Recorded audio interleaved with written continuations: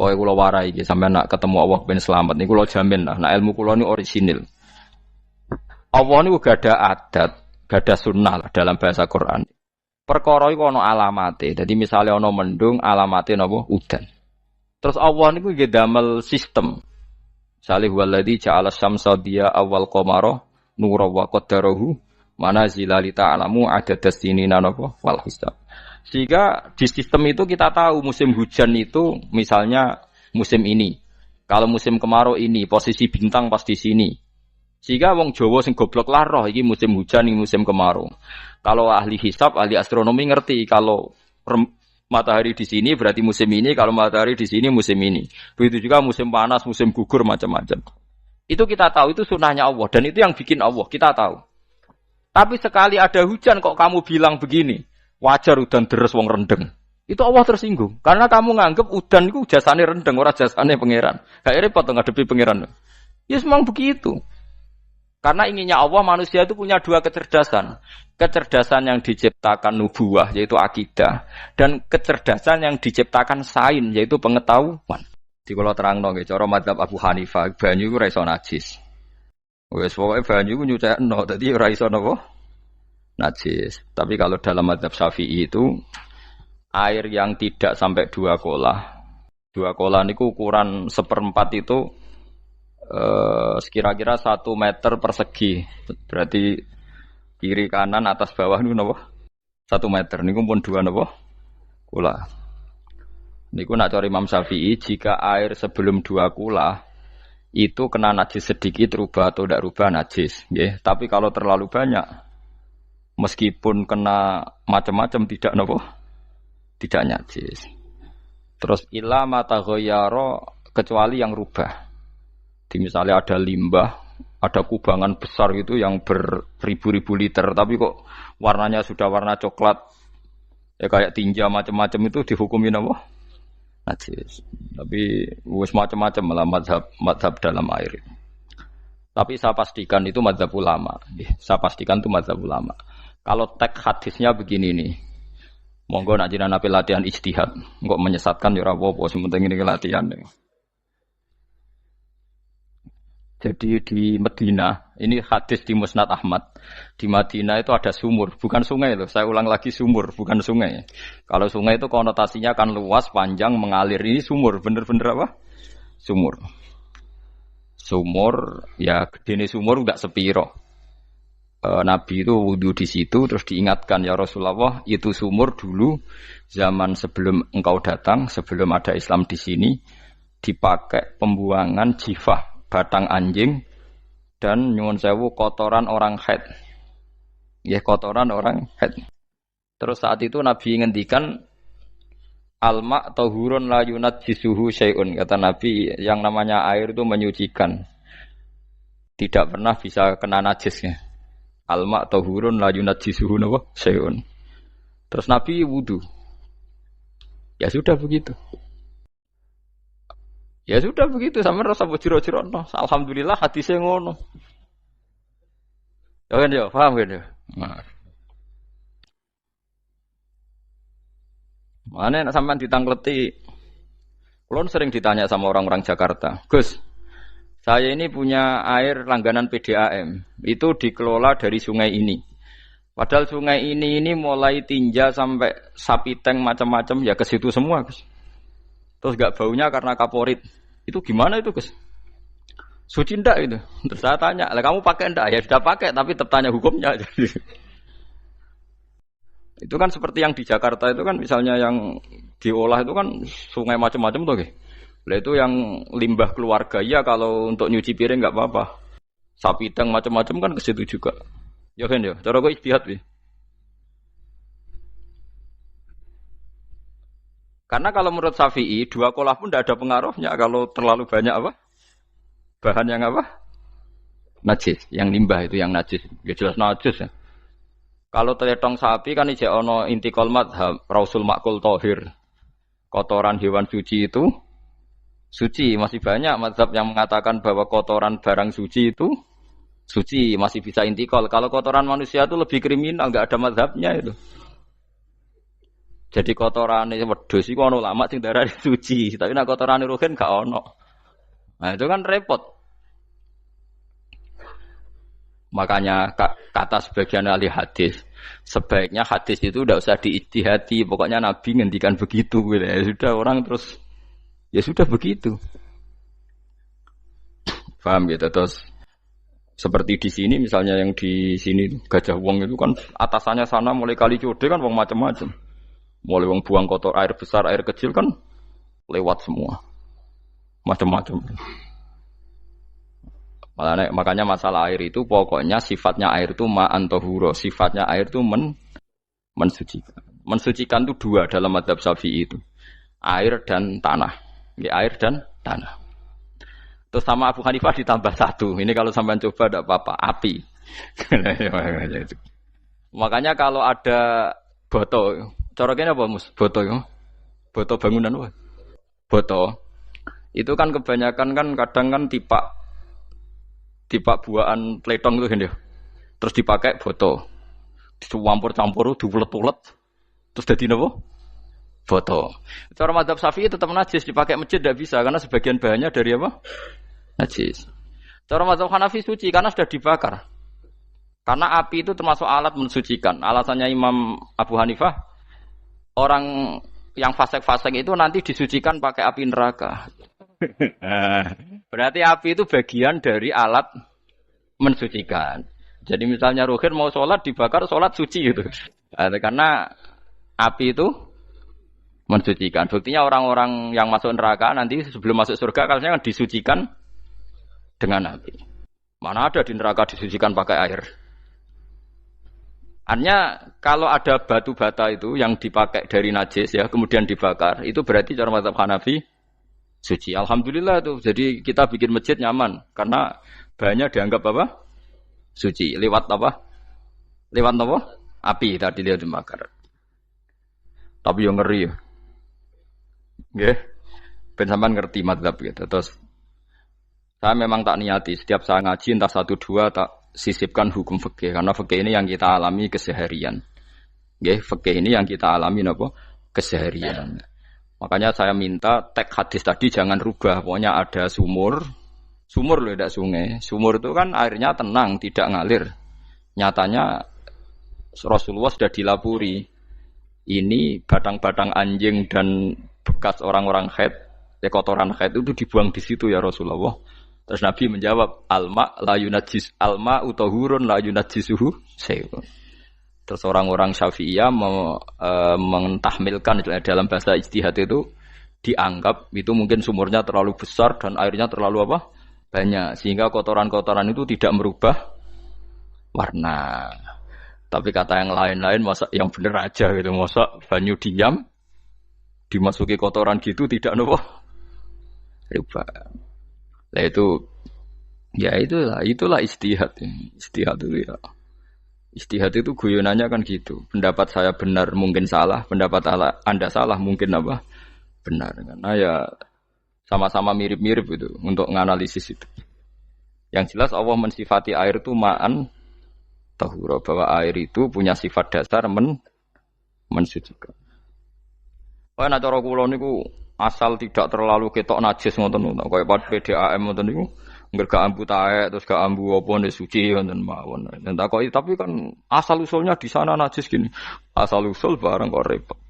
Kulo sering dibantai tiang-tiang sing terlalu napa was-was. Tapi jelas saya tahu sendiri. Sapi teng itu ngalir ke sungai gini-gini saya tahu sendiri. Tak jawab, saya juga tahu sendiri dari langit itu langsung air turun. Jadi artinya kalau dia melihat sisi najis ke sapi teng, kamu melihat sisi dari gunung Merapi dari langit kan langsung turun. Jadi kalau eling najis ya, tak eling suci ini kan saya gitu. Dia ngilingi yang sisi najisnya dari apa? Limbah apa? Keluarga. Wa anzalna minas sama'i ma'an tahura. Air itu mensucikan. Nah, terus kedua masalah fikih yang saya jelaskan di sini, tahur itu sifat mubalaghah dalam madhab selain Syafi'i. Saya ulang lagi ya. Kula warai lugat ya. Kalau orang biasa terima kasih disebut syakir, disebut apa? Syakir. Kalau terlalu banyak terima kasih disebut apa? Syakur. Kalau kadang memaafkan disebut ghafir, orang yang memaafkan. Kalau sering memaafkan disebut ghafur. Jadi dalam disiplin lughat, kalau wazan fa'ul itu berarti menunjukkan terulang-ulang.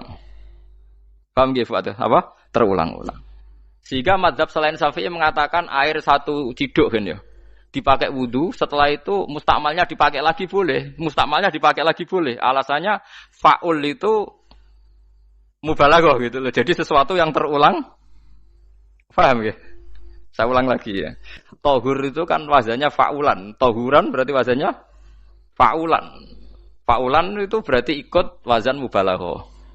Kalau ghafir mengampuni, kalau ghafur sering mengampuni. Syakir terima kasih. Kalau syakur sering terima kasih. Berarti kalau tohir suci, kalau tohur sering mensucikan. Nah, makanya selain Syafi'i mengatakan air asal suci mensucikan dipakai berkali-kali tetap suci mensucikan. Artinya ada mustakmal, ya, ada apa? Tapi kalau dalam mazhab kita kan sekali bekas wudu mustakmal, bekas junub mustakmal karena sudah pernah dipakai sesuci. Nah itu mazhab kita. Mazhab Syafi'i. Sama nanut di soalnya kalau cerita sama nak kedesek nggih nganggo sing gampang mawon. Jadi gampang kan. Ya masuk akal karena memang wazan fa'ulan itu untuk tadi untuk litakrir tadi untuk mengulang kayak ghafir nyepuro ghafurun sering nyepuro. Paham ya? Makanya orang itu kalau zalim itu ya zalim, kalau zalum banget zalime. Makanya disebut Quran wa kanal insanu zaluman jahula. Zalim itu zalim biasa, zaluman banget zalime. Jahil itu goblok biasa, jahulan banget gobloke. Berarti kalau tohuron banget nyuciin berarti diulang-ulang. Makanya mazhab lain mengatakan air itu tidak ada mustakmal. Dan saya kadang ya intikal mazhab begitu. Nah intikal gimana? Coba kalau di hotel itu mustakmal. Hotel itu kan kotaannya cilik tuh kan. Tahu nggak hotel mari ruhen. Kotaannya cilik. Terus kalau kita misalnya junub atau apa pakai ciduk itu kan tetap nyiprat temus. Nyiprat kena banyu di kotak yang cilik. Jadi kalau gak intikal mazhab pusing kan kita. Iya kan? Terus kemudian intikal lah suci guys. Takoki pangeran, kok mbok bolak-balik intikal mazhab Gusti. Jare sapa jare Gus Pak ngono takoki. Lah kowe muni kowe kok takoki malah pusing. Kayak Mbah Khalil Bangkalan itu. Kalau nalkin mayit itu masyhur Mbah Khalil Bangkalan. Tidak nalkin mayit itu. Yo kan yo, aku sibuk urusanku akeh. Takoki malaikat ngenteni Mbah Khalil. Tinggal mire. Sing ngono tok. Nalkin meneh. Yo jiyo, soe nak takoki malaikat marbuka manabiuka ngenteni ketuane. Maksudnya ngenteni dekne. Ya sudah ditinggalin. Ya orang ditakoki wong dekne orang kabudut.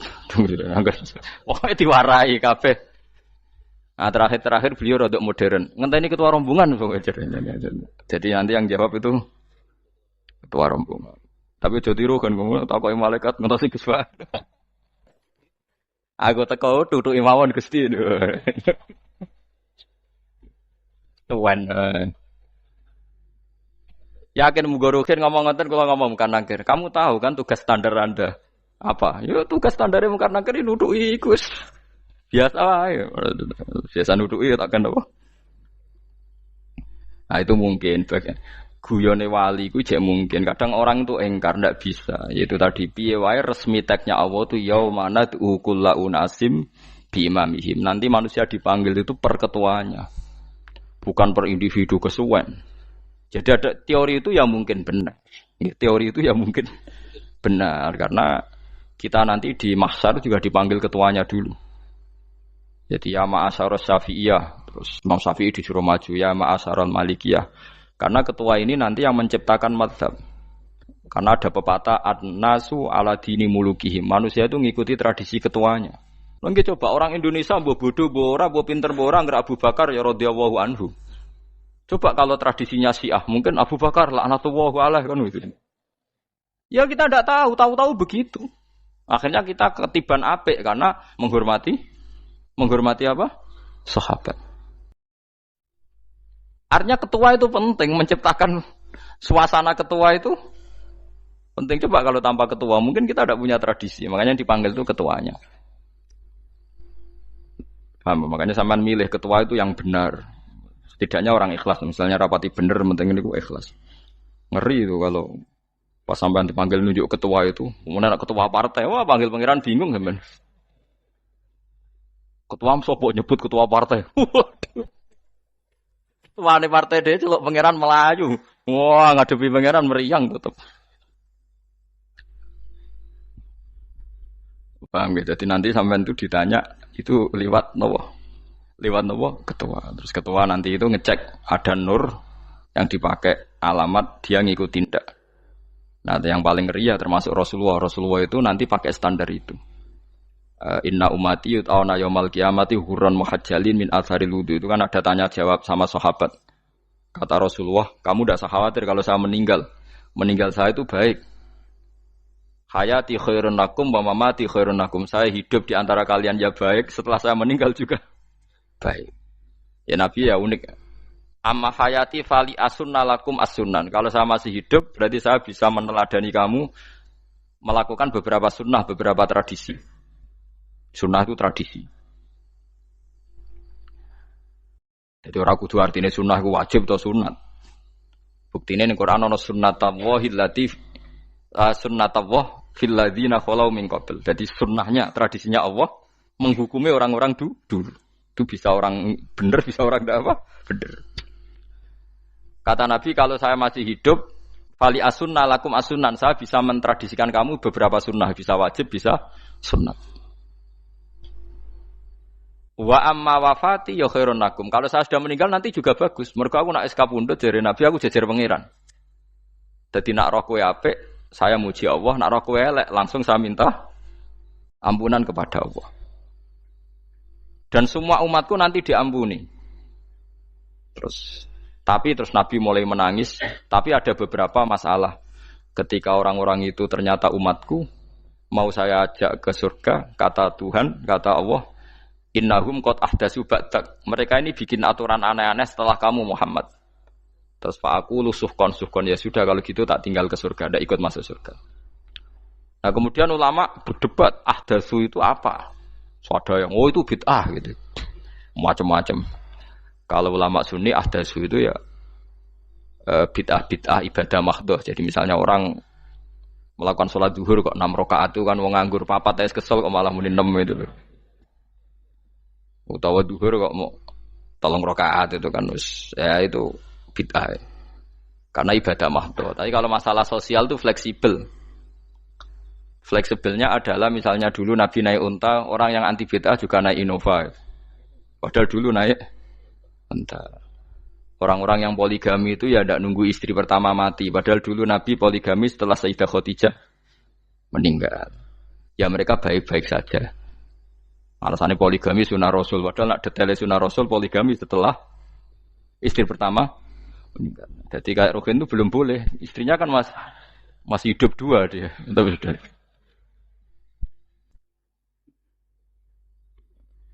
Nah, bukan artinya kalau sampean memaksakan gitu.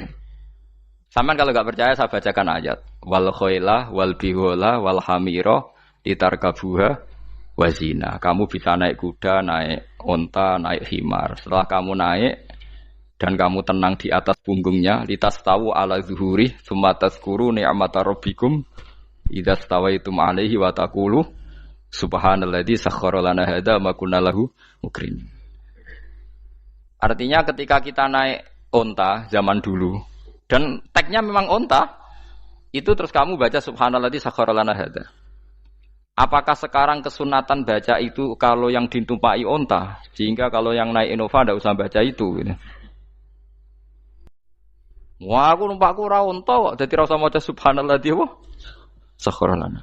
Dhisik Nabi maca iku mergo numpake unta. Ya ngajak goblok bareng to, mosok umat tepuk kanthi begitu itu. Makanya sensitif, bakas bid'ah ndak itu sensitif, tidak usah dibahas, biasa saja. Nek senara cocok ya diem aja. Sudah senara cocok kalau sampai ngelakoni tapi tidak usah komentar karena jelimet. Saya pernah ditelepon orang, dimaki-maki. Orang Sidoarjo. Padahal wong Jawa Timur, ya aneh. Kan ada orang matur Rasulullah namanya Abdullah bin Amr. Ya Rasulullah saya ini kuat puasa terus. Kata Nabi jangan, puasa 1 bulan 3 hari saja itu sama dengan 1 bulan penuh karena satu puasa sama dengan 10. Masih balelo terus termasuk menyangkut Quran. Ya Rasulullah, saya ini tiap hari khatam Quran, jangan 1 bulan sekali saja baru khatam. Enggak ya Rasulullah, saya ini ingin sering khataman. Ya sudah kalau gitu seminggu sekali sab'al layal. Saya lebih kuat ya Rasulullah, 3 hari. 3 hari saja khatam sekali. Iqra'hu fi salasin kata Nabi. Ya Rasulullah, saya lebih kuat ketimbang itu. Tidak ada yang lebih baik ketimbang itu kata Nabi. Kemudian orang itu anti semaan karena semaan itu kan 1 hari khatam. Paham ya? Maksudnya hadis tadi yang di Bukhari dipakai dalil anti apa? Semaan karena semaan itu 1 hari apa? Khatam. Lewat telepon pertama lewat santri saya, terus lama-lama lewat telepon. Saya tanya, kamu bacanya hadis kira-kira sama saya banyak mana? Kayaknya banyak jenengan. Terus saya tanya, betul Nabi menyuruh khatam tiap 3 hari? Ya. Betul Nabi nyuruh khatam tiap 1 bulan? Ya. Ya sudah lakukan saja. Anda sering enggak khataman tiap 3 hari? Tidak pernah, setahun aja tidak mesti. Lah iya kalau Nabi melarang baca Quran tiap hari kamu setuju, tapi Nabi nyuruh tiap hari khatam kamu tidak setuju. Enggak apa-apa, kamu anti semaan enggak apa-apa, tapi lakukan perintah Nabi tiap 3 hari khatam. Menang deh. Lah itu maksud saya. Anda tidak apa-apa milah-milah bid'ah sesuai versi Anda, pemahaman Anda, tapi yang fair. Kalau Anda anti semaan ya harus tiap 3 hari khatam karena dawuh Nabi iqra'hu fi kulli salasin. Enggak juga kan, mereka juga orang yang enggak jarang baca. Jarang baca apa? Lah itu enggak fairnya di situ. Makanya nggih biasa mawon. Cuman semaan hafal Quran wis semaan. Nah hafal Quran ya wiridan, malah lucu to hafal Quran kok semaan. Ya yes, ngono ae hafal ya nyemak kan, kok kesel dimulai. Jadi bang nyemak sampai gremeng. Bariku mangan entek akeh kan malah lucu. Wong nyemak yo udah kurang ajar. Jajal kok nyemak ki delok ngarep mbek guri tok, agar kebar ya wis. Aku seru kelakuane wong nyemak. Kan dekne ra hafal kan yo. Biasane nyegat guri to. Oh, agar gurine kembar pojok. Wis. Kok agar gurine pojok kembar. Ya sing semaan akhire pinter sing maca kembar gurine. Paham gitu terus wau gitu tohuron gitu tak latih memahami Quran secara luwat. Mergo Quran bagaimanapun bilisanin arabiyyin mubin. Ada ulama yang berpendapat tohir itu dimubalaghahkan tohur seperti ghafur, syakir, syakur. Sebab itu menurut mazhab ini tidak ada air apa musta'mal. Tapi kita biasa mazhab Syafi'iyah apa? Ada apa? Ada musta'mal. Itu masalah-masalah ijtihadiyah, ini masalah-masalah ijtihadiyah. Kalau masalah ijtihadiyah tadi pendapat saya benar mungkin salah, pendapat Anda salah tapi ya mungkin benar itu. Wa anzalna minas sama ima antahura mutahhiron tegese banyu iku sing nyucekno. Linuhya supaya maringi urip ingsun. Bihi sebab anane banyu baldatan ing daerah maitan kang mati. Jadi istilah resmine pangeran yo aku nak nguripno bumi iku yo nganggo lantaran banyu. Dadi aja mbok soal pangeran kok butuh lantaran. Waduh repot. Mung Qur'ane pangeran dhewe istilahno aku nak nguripno bumi lewat lantaran banyu. Ya rasa mbok jurok-jurokno. Pangeran kok butuh lantaran. Ndak usah lantaran lah ya iso, tapi nek Allah nganggo lantaran ya oleh ya aja terus Allah kok nganggo wasilah. Wah ya malah kacau. Ora usah ngono-ngono, ora usah mikir. Pokoke Qur'an diwaca ora usah dipikir, pun iman nonton mawon kok repot. Iman kok napa? Kok repot. Linuh ya supaya ngurip-ngurip sapa ingsun bi sebab banyu baldatan ing negara atau daerah maitan kang mati. Jadi sampean jangan mengatakan kalau Allah untuk menghidupkan bumi butuh air ya keliru. Allah itu tidak butuh apa-apa, nggih. Allah itu tidak butuh apa-apa. Tapi kalau Allah punya sunnah, punya adat menghidupkan bumi itu pakai air, ya Allah jangan kamu atur. Kira pangeran kok ngatur. Itu kan ada cerita di kitab-kitab itu termasuk di Ihya itu. Nabi Musa itu sok dekat Allah. Jadi enggak mau mimik obat. Membuktikan bahwa Allah itu tidak butuh wasilah. Aqaqir itu maknanya obat-obatan yang dari herbal itu bahasa Arabnya apa? Al-aqaqir. Dia setiap konsultasi sama dokter disuruh minum herbal itu. Nggak mau dia. Enggak, saya akan disembuhkan Allah langsung, enggak usah lewat obat apa herbal katanya. Tiap dokter ditanya jawabannya sama. Oh, dokter goblok. Kamu belum tahu ya kalau Allah itu tidak butuh wasilah. Malah marah-marah dia tuh. Akhirnya dia konsultasi langsung ke Tuhan. Apa betul ya Allah saya butuh minum akokir? Terus, lah kata dokter gimana? Karena herbal itu fungsinya gini-gini. Terus, saya Musa, sing gawe fungsi herbal ngono iku sapa? Nggih jenengan. Lah yo aku gawe fungsine ngono kowe ngombe kok ora gelem. Sing gawe ku ya aku. Jadi sing gawe bodrek ku nak kowe ngeluh, bodrek mandi sing gawe ku ya pangeran, rumangsamu sapa? Sing gawe ruhe nak bar kelon lega ya pangeran. Mangsamu sapa? Omane bojone ayu kan.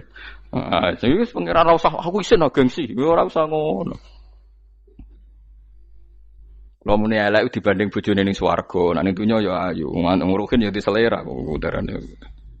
Paham gitu terus itu masalah yang enggak akan selesai ila yaumil qiyamah. Jadi ada cara pandang langsung Allah itu ya bisa. Tapi misalnya ada sunnatullah ya jangan kamu tentang. Termasuk Nabi Musa akhirnya Nabi Musa mau minum. Setelah minum sembuh.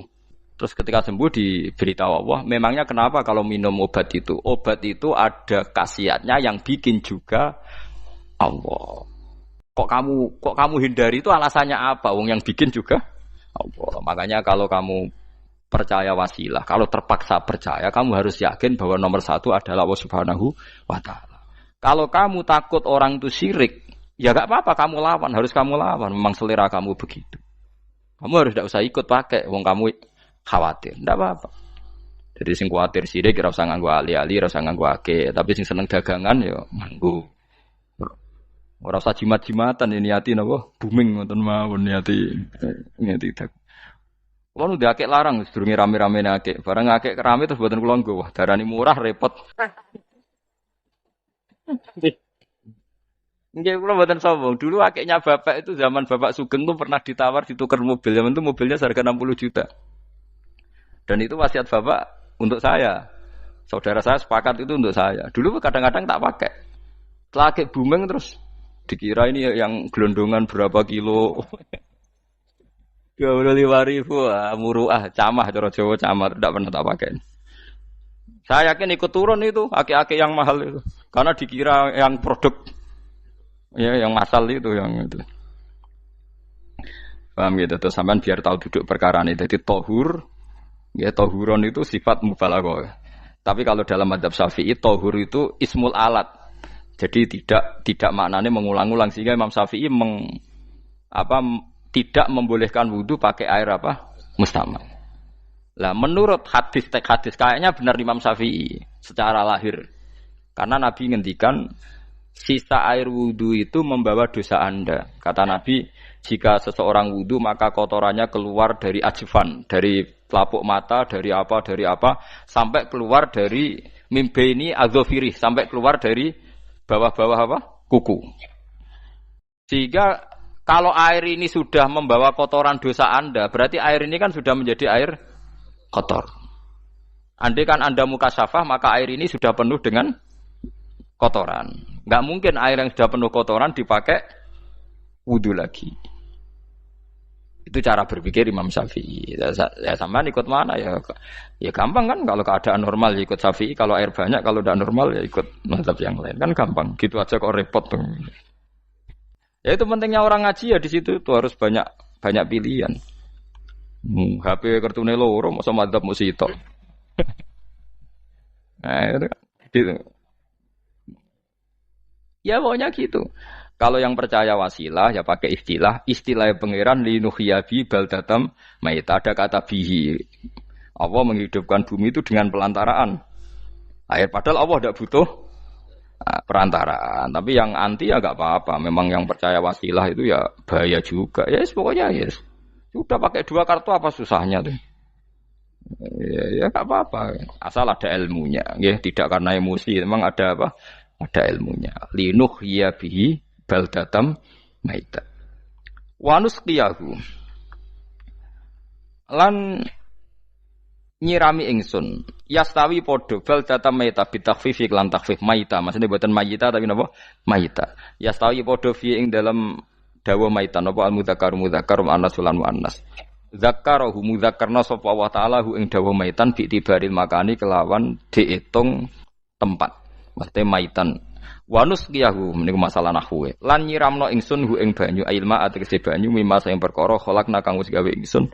Ingsun gawe siraman aman ing pira-pira raja kaya kewan. Ibilan tegese unta wa bakaronan sapi wa namanan wedhus. Wa anasya lan pira-pira manusa kafiron kang akeh. Iki unike Quran, kadang kewan mbek manusa iku dibakas dhisik kewane. Engko nek ndelok dosa mbek ora ya apik kewan.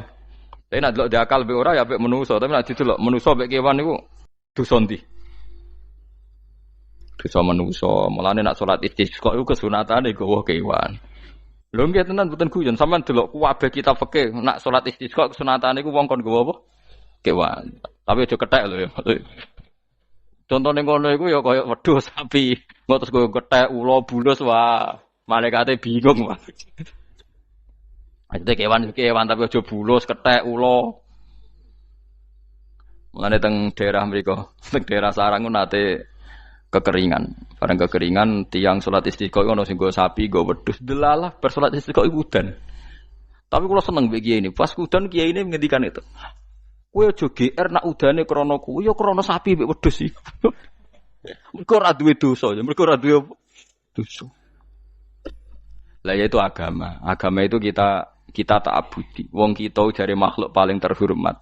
Tapi nyatane nak istisqa butuh bantuan kewan. Itu kesunatan istisqa ngoten to. Tem mriki ngoten mboten.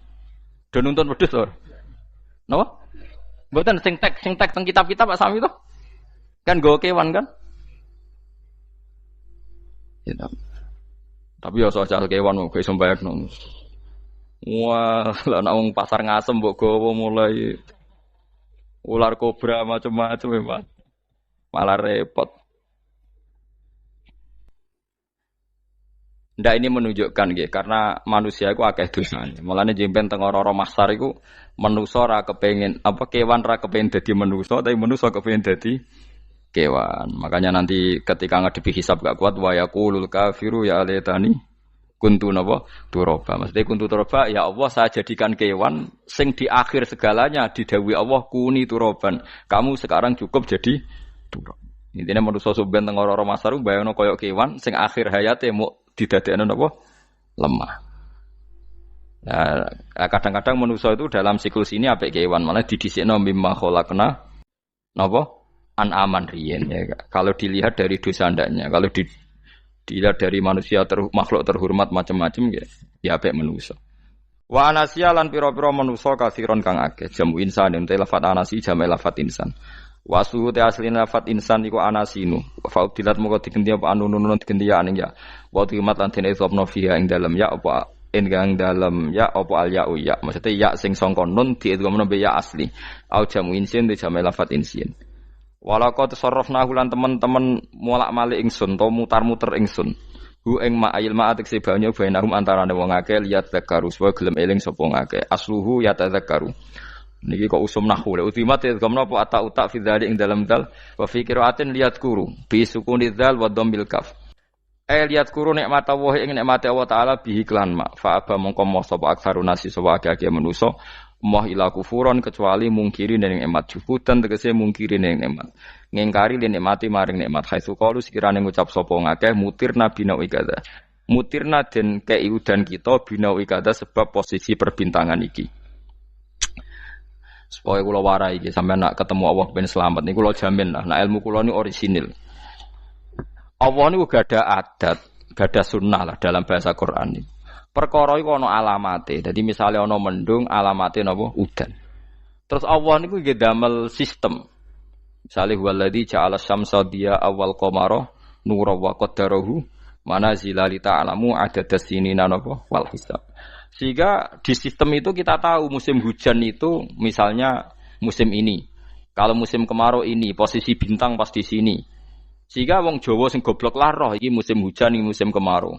Kalau ahli hisab, ahli astronomi ngerti kalau matahari di sini berarti musim ini, kalau matahari di sini musim ini. Begitu juga musim panas, musim gugur macam-macam. Itu kita tahu, itu sunahnya Allah dan itu yang bikin Allah, kita tahu. Tapi sekali ada hujan kok kamu bilang begini, wajar udan deres wong rendeng. Itu Allah tersinggung karena kamu nganggep udan itu jasane rendeng, ora jasane pangeran. Gak repot to ngadepi pangeran. Ya memang begitu. Karena inginnya Allah manusia itu punya dua kecerdasan. Kecerdasan yang diciptakan nubuwah yaitu akidah dan kecerdasan yang diciptakan sains yaitu pengetahuan. Itu inginnya Allah. Jika menyangkut hisab dan ru'yah yang diperdebatkan oleh Muhammadiyah itu sebetulnya juga masalah sepele. Masalah sepele itu begini. Siapa sih yang mungkiri hisab? Wong hisab itu ya nasib pangeran li ta'lamu adadasinina wal hisab. Siapa sih yang mungkiri ru'yah? Wong ru'yah itu hadisnya sahih. Yasumu li ru'yati wa aftiru li ru'yati. Fa in humma 'alaikum fa akmilu iddata sa'ban salasina yauman. Jika kamu ragu ya ikmal. Ikmal itu menjadi 30 hari. Sekarang sampean saya tanya, ikmal 30 hari itu dari hisab apa ru'yah? Hisab kan namanya ikmal itu pakai saiki wis 29, nak kepen ikmal 30. Lho ikmal itu ru'yah ta hisab? Hisab. Jadi apa susahnya sih pakai dua ilmu itu? Tapi sekarang jadi politik identitas. Pokoknya kalau ru'yah itu NU, kalau hisab itu Muhammadiyah. Terus dijak goblok bareng kan gitu ya. Mulane susah jadi ulama itu. Mergo dijak goblok nih. Ya sama seperti kunut ndak kunut. Saya Muhammadiyah itu lahir tahun 1912, NU 1926. Orang tahu semua sebelum itu zaman Madzhabul Arba'ah Abu Hanifah itu ndak kunut. Imam Syafi'i kunut. Terus kamu bilang Syafi'i NU, Abu Hanifah Muhammadiyah. Memangnya Imam Syafi'i tahu Rois Am?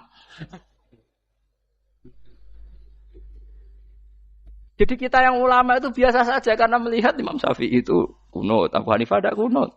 Tahu-tahu sekarang jadi politik identitas kalau kunut itu NU, tidak kunut Muhammadiyah. Memangnya Imam Syafi'i tahu dadi Rois Am ning PBNU sing liwat ahwa kan mboten ate. Jadi kalau ulama itu lebih sederhana cara berpikir. Ya sudah, hisab itu ya ilmunya Allah, ruya ya ilmunya Allah. Jadi misalnya dagang dihitung, kalau dihitung itu rasional berarti sain. Kalau tidak dihitung kok berarti jenenge kejutan ya enggak, kita pernah ngalami kita pernah ngalami dua-duanya kan. Dihitung ya pernah laba, kejutan ya pernah. Musim sulit dagang rugi ya biasa, kecengklok rugi kebodhon biasa, lama pernah anggap aja kalau rutin namanya sain sesuai hitungan pengetahuan. Kalau model ngono kejutannya selesai kan. Kok dibenturkan? Kejutan sama rutin itu absolut mana? Akurat mana? Ya ngajak goblok bareng.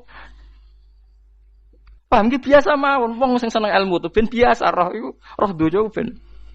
Ya ben biasa. Nah sekarang itu usum, anti ilmu itu usum. Yang usum sekarang itu politik nopo identitas. Kalau batik wong Yogyakarta, wah batik nasional berarti wong batik wong Indonesia, anak batik ra wong Indonesia. Jadi batik nopo pakaian nopo nasional. Ya wong golek hadis nganti ngelu kesunatan ibadah nggo klambi putih. Ora ana kesunatan ibadah nggo klambi nopo? Batik. Tapi nak kowe wong alim ben diarani klambi putih gak wajib, kudu kadang-kadang nganggo batik, nggo nunjukno nak nganggo putih iku. Saya tuh seingat saya belum pernah ngaji gak pakai baju putih. Karena pikiranku sering ditanya, Gus kowe wong alim ra tau joban. Nak joban koyo wong Arab. Nak batik kesane kok ora sunah Rasul seneng putih, setengah-tengah nganggo hem putih wis sunah Rasul tapi tetep Indonesia.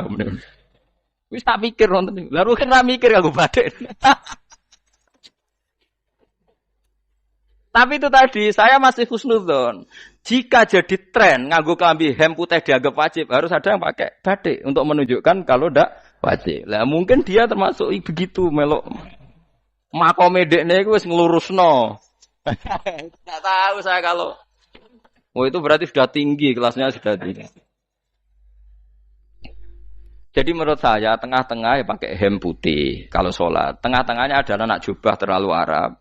Nak batik be Nabi ngendikan kesunatane ibadah itu pakai putih. Nganggo mori kok mati ya sudah sudah tengah-tengah. Menurut saya, sama ndak harus ikut saya. Tapi jika itu dianggap wajib, kadang-kadang jangan pakai putih. Seperti Jabir bin Abdullah itu terang-terangan sama tak ceritani. Dulu ketika Jabir bin Abdullah sahabat yang terkenal itu Jabir itu termasuk minas sabiqin al-awwalin itu. Jabir itu sholat di masjid itu bajunya dicopot. Terus sarongan itu dicancang di gulu. Kayak wong kuno-kuno. Sarongan sitok dicancang di gulu. Bawa baju diletakkan di sokol masjid. Setelah itu orang tabiin melihat dia secara sinis. Tabiin itu generasi setelah sahabat. Marah-marah ketika dimaki, masa engkau sahabatnya Nabi sholat bisa bin Wahid pakai baju satu dicancang bisa. Jabir mulai cerita. Kamu jangan bilang pakai serban itu sunat, kamu jangan bilang pakai jubah sunat. Bagaimanapun menjadi sunat karena kamu punya. Sehingga kamu bilang sunat karena kamu punya. Dulu kita zaman Rasulullah masih hidup, kita semua itu tidak punya baju, punyanya satu. Hingga Nabi tidak berani mensunatkan pakai baju dua, kesunatan serban, karena kita hanya punya pakai baju satu. Kita harus mikir bagaimanapun di antara kesunatan itu karena kita mampu. Setelah tidak mampu, tidak ada sunat. Terus Jabir mulai marah-marah, termasuk yang diceritakan. Kalau kamu bungkus orang mati gimana? Ya tak bungkus utuh sampai sikil bedasi raketok.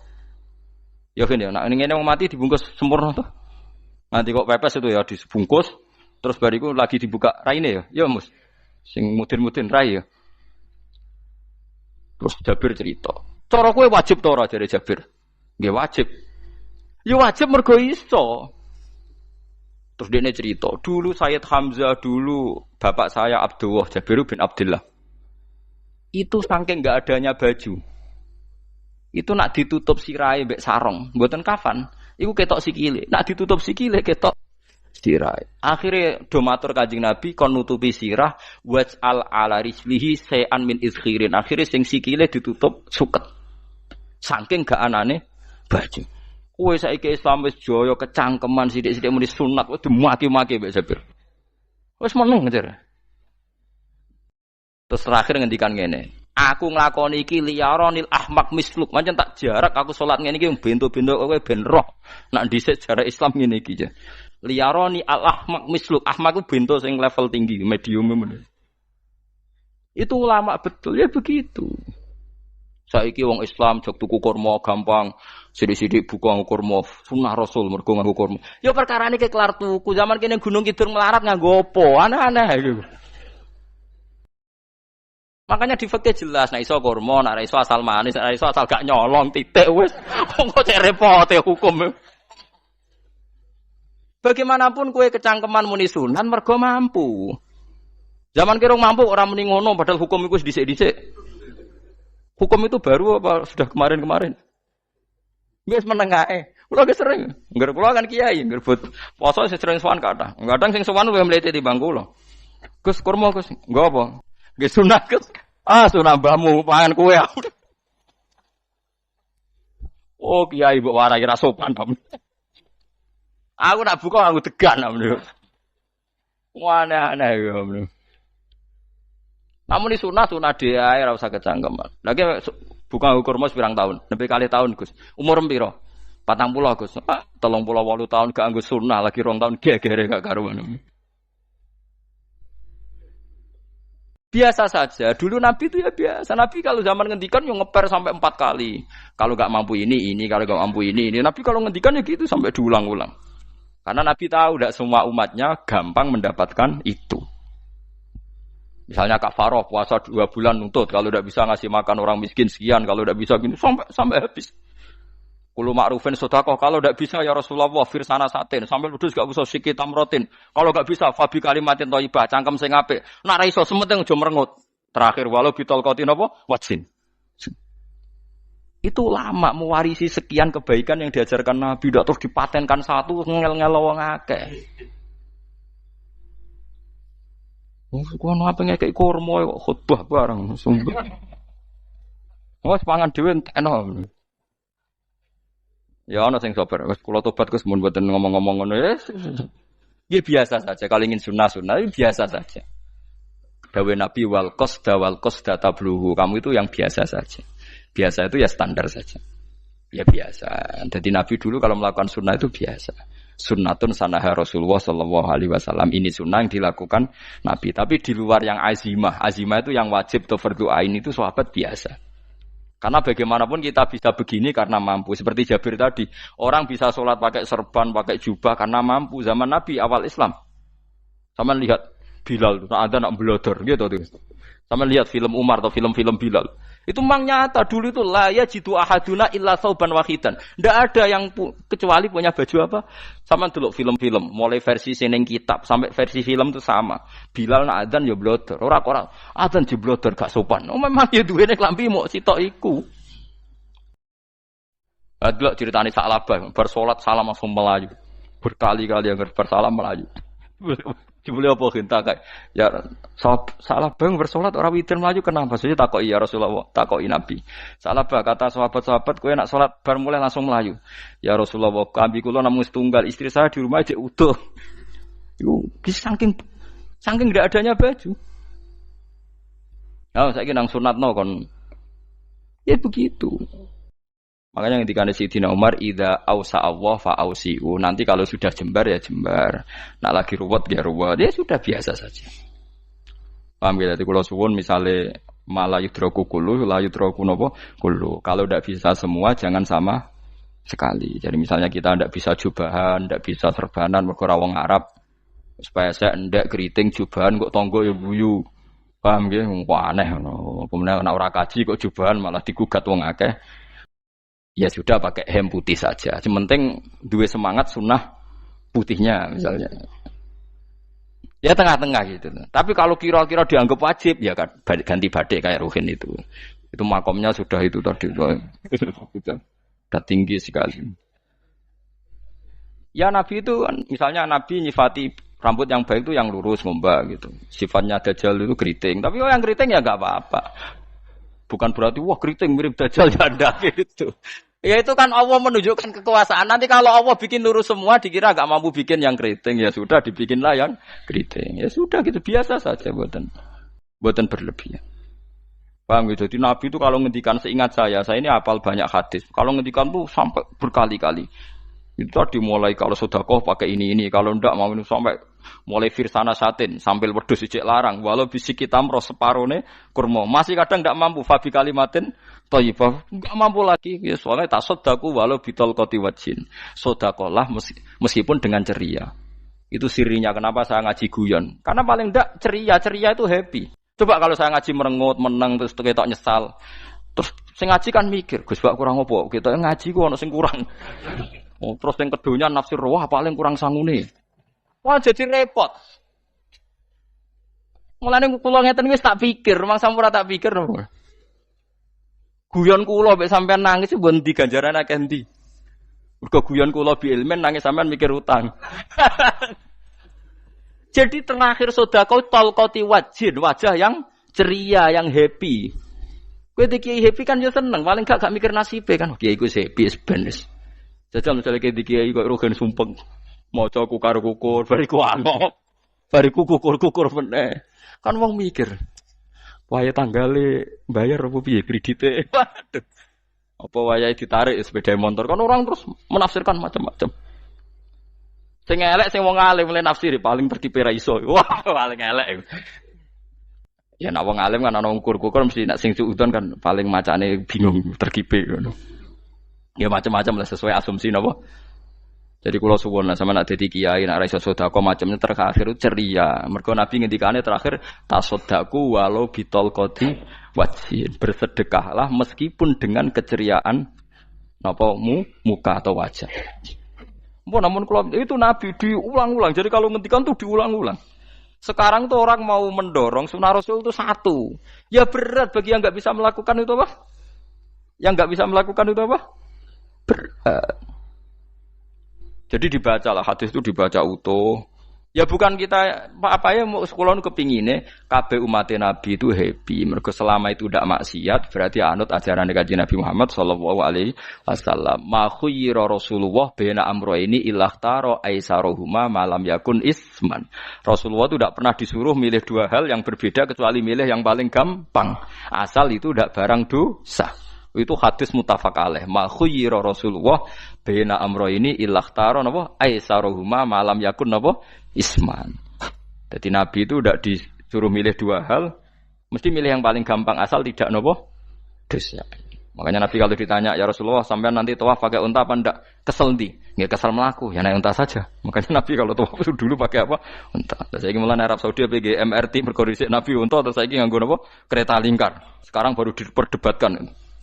Cek kurang ajar itu sebenarnya no tamu spesial, misalnya pejabat negara sebenarnya atau tawaf numpak kereta muter. Diarani rasa dhisik Nabi numpak unta, diarani sah cek kurang ajar ning dhuwur. Terus sampai angop-angop terus tawaf. Sampeyan muni sah ta ora ya, jajal. Muni rasa Nabi dhisik tawaf.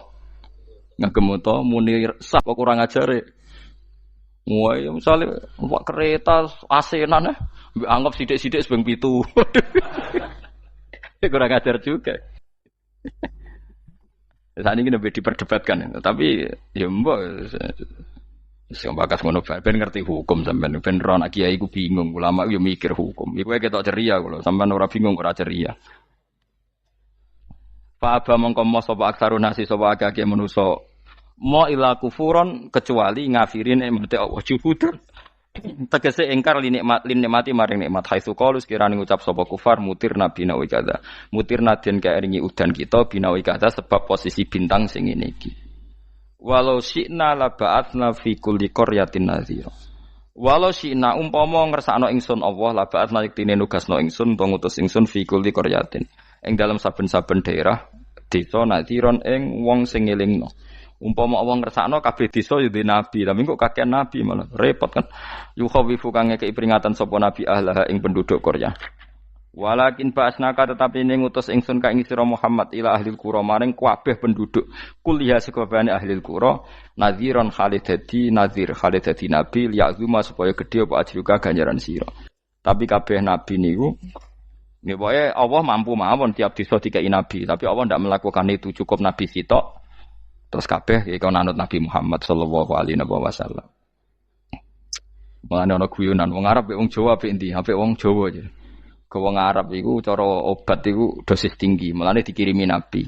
Wong Jawa cukup mudin, cukup kiai wis Islam. Dadi rapati salah lah. Penyakitnya ringan, jadi diobati kiai iku wis dadi iman. Nah wong Arab kudu napa? Nabi. Berarti penyakit berat mbek ringan apik endi?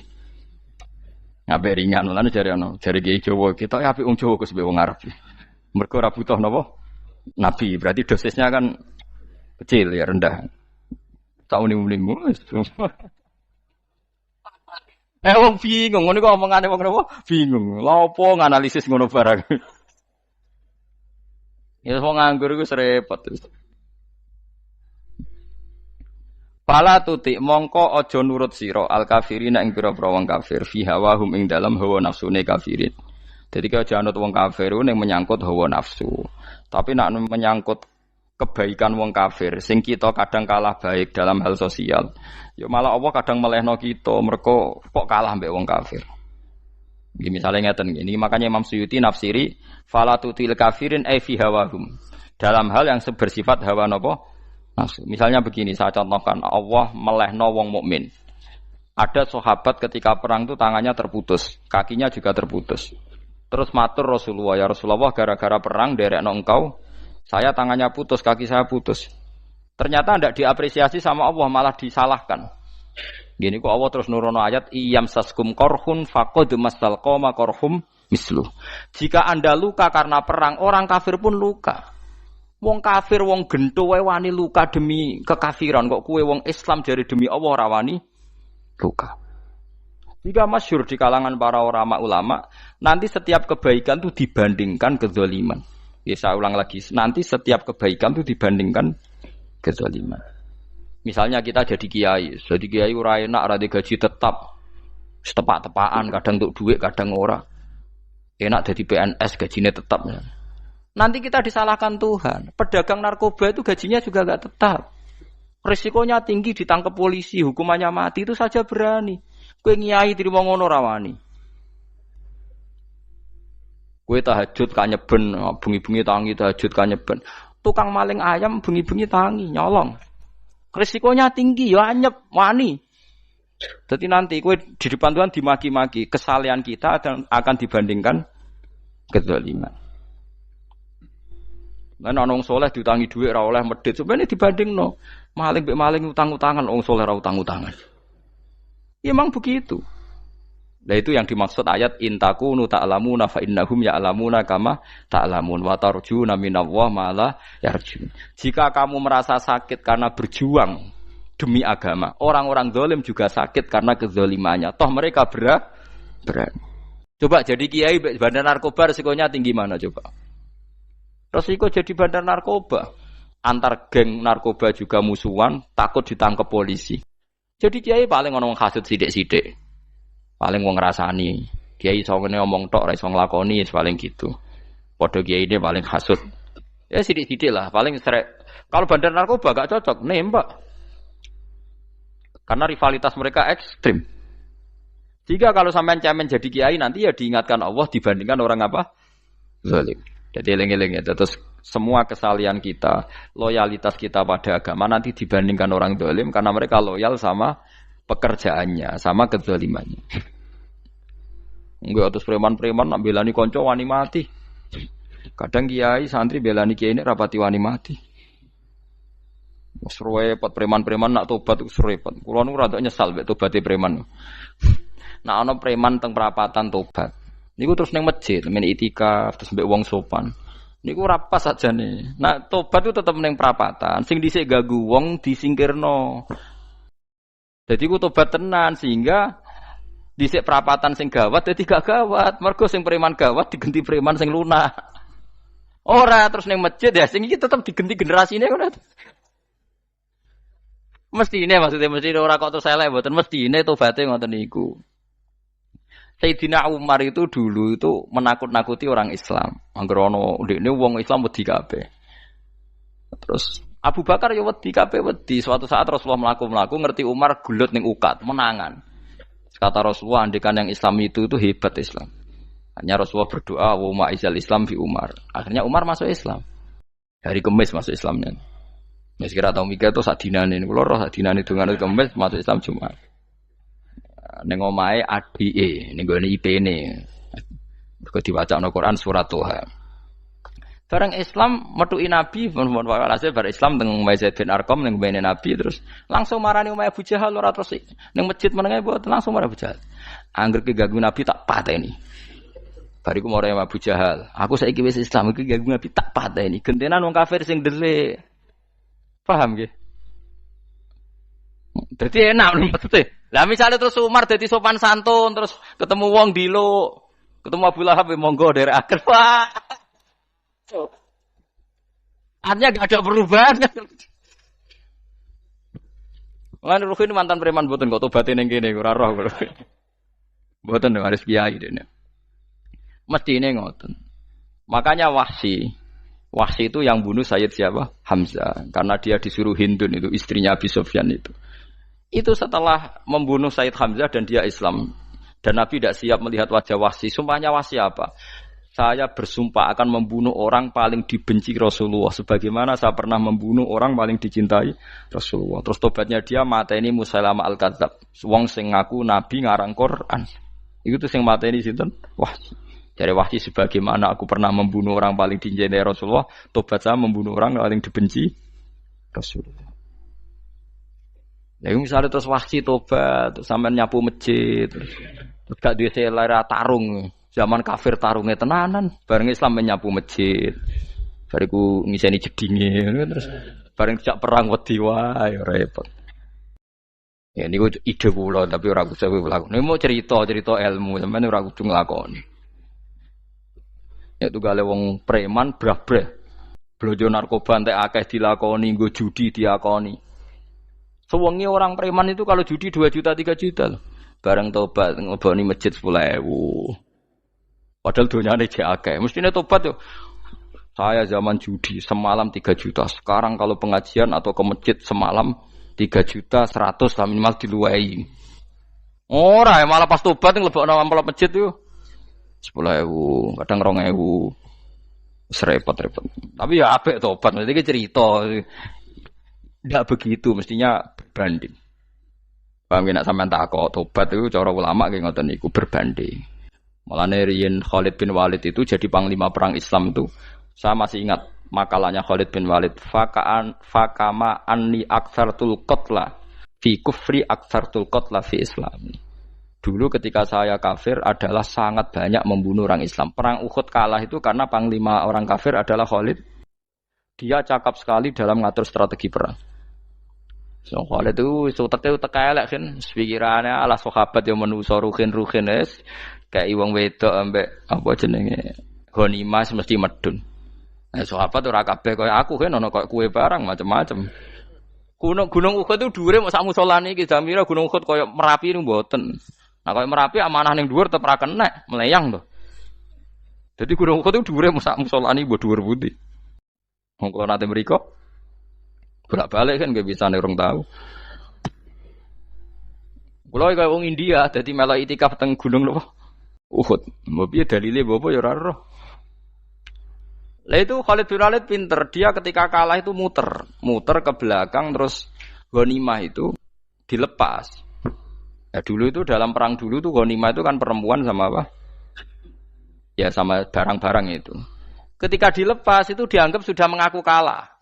Ada sahabat yang kok ruhin itu udah akabir sahabat, ada sahabat papan atas, sahabat yang seperti itulah. Sahabat kebanyakan turun ternyata Khalid itu muter terus naik dari belakang. Pas sahabat turun, dia naik dari apa?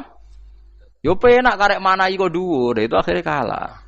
Itu ya gara-gara strategi ini Khalid bin Walid. Nah terus dia bersumpah, saya bersumpah semua kecerdasan saya, semua kecanggihan saya akan saya gunakan untuk membela Islam. Nuklimake itu di perang Tabuk, di perang Yarmuk, di perang Tabuk. Itu di panglimani siapa saja yang ditunjuk Nabi itu kalah. Termasuk Ja'far bin Abi Thalib itu padahal panglima yang ditunjuk Nabi. Usamah ya kalah. Abdullah ya kalah. Semua yang ditunjuk Nabi itu mati semua. Akhirnya panglima diambil siapa? Khalid. Taruh saja gini strateginya. Anggap saja Arab itu padang pasir. Tidak sampean biar tahu bahwa orang soleh yang cerdas itu banyak. Jangan kira soleh itu tidak butuh kecerdasan, butuh. Arab itu kan padang pasir. Mau jelas gini, gambarannya apa? Padang pasir. Itu kalau perang itu kan taruh saja orang Islam itu 3.000 musuhnya 10.000. Memang kejadiannya gitu, 3.000 musuh 10.000. Itu kan berbanding berapa itu? 30 ya? 1 banding 3 ya? Nah itu dulu, pasukan-pasukan Islam dulu itu sama-sama seperti soft sholat. Jadi memanjang. Ya akhirnya perang itu kelihatan sekali mana yang sedikit, mana yang banyak. Habis Khalid strateginya dirubah. 100 orang di depan, anggap saja gitu. Pokoknya tak kayak gambaran coro Jawa paling gampang. Lagi mau kitabnya malah bingung loh. 100 pasukan kuda yang di depan itu disuruh negarkan kuda. Disebut fal mughirati subha itu. Yang itu wal adiyati napa? Dobha fal mughirati subha itu. Jadi pokoknya anggap seperti itu. Fal muriyati apa? Qadha itu. Kuda yang 100 di depan disuruh menegarkan. Pokoknya kon gerak sehingga debu itu banyak bertebangan. Terus pasukan yang 3.000 itu disuruh memanjang. Memanjang sepanjang-panjangnya. Karena di depan ini ada tegaran kuda tadi, orang kafir yang di sana itu melihatnya ada bantuan datang baru. Wih, pasukan Islam teko wakeh, panjang lagi. Dikira jumlahnya itu sampai 50.000 lebih. Paham sih kalau maksudnya? Jika wong kafir melaju perkara ini tidak mungkin kita tandingi. Orang Islam dapat bantuan baru. Padahal ya wongnya podo. Mau baris setok dirubah. Nah misalnya sing mimpin Mustafa sembah jare mati ya syahid, mati kabeh wong Islam. Nah itu artinya dia masih ingat betul. Saya dulu pernah menggunakan kecerdasan yang sama untuk mengalahkan umat Islam. Saya bersumpah kecerdasan yang sama akan saya gunakan untuk memenangkan Islam. Coba bayang nonton ning padang pasir 3.000 orang, yang 100 di depan negarno kuda supaya pandangan tidak begitu jelas. Terus yang belakangnya memanjang dari jauh kan kelihatan pasukan dapat bantuan baru. Padahal ya orangnya sama. Akhirnya orang kafir merasa wah nggak imbang. Kita ada imbang karena orang Islam dapat bantuan. Terus menang perang itu. Lah itu tobat bener gitu loh. Orang kok pas kafir cerdas, buareng Islam tobat nyapu masjid. Kayak sebariku ngaji ngantuk. Padahal zaman kafir cerdas, memperdayakan ekonomi nganti sugih bergeder. Bareng Islam terus dunia nentek melarat terus nyapu masjid, bariku sholat qobliyah ba'diyah mulai mbok poso sunat. Ya ndak apa-apa itu tapi sugih tetep kok zaman kafir sugih. Zaman Islam kere, mestinya zaman Islam ya sugih terus kecerdasan dan hartanya untuk liizatil Islam wal muslimin. Mestinya tapi ya enggak apa-apa kalau ada tobat model gitu ya enggak apa-apa. Ojo kok terus dari Gus Pak ngono ku elek ya ora ana jenenge tobat mesti apik tapi enggak fair gitu loh. Maksud zaman nakal serius, zaman tobat sekenanya itu kan fala tuti mongko joto atsira al kafirin ing pira-pira kafir fi hawahum ing dalem selera hawa nafsune wong kafir. Wajahidhum lan merangi sirahum ing kufar. Merangi maksudnya berjuang bihi kelawan Quran. Maksudnya hujjah. Uang iku nak merangi wong kafir nganggo Quran, ndak mesti perang iku nganggo pedang. Niki jelas kita bire ke wajah hidum bihi ebil Quran. Maksudnya perang nganggo Quran itu kita melatih argumentasi atau hujjah yang dengan hujjah itu jelas-jelas ketok bener agama napa Islam. Wajah lan merangi sirahum ing kufar bihi lan Quran ayat Quran itu Quran jihad dan kelawan perang atau kelawan jihad, kelawan berjuang kabiran kang gede. Wa wa ta'ala wa alladzi zat maroja ingkang lepas sapa Allah al-bahraini ing dua laut.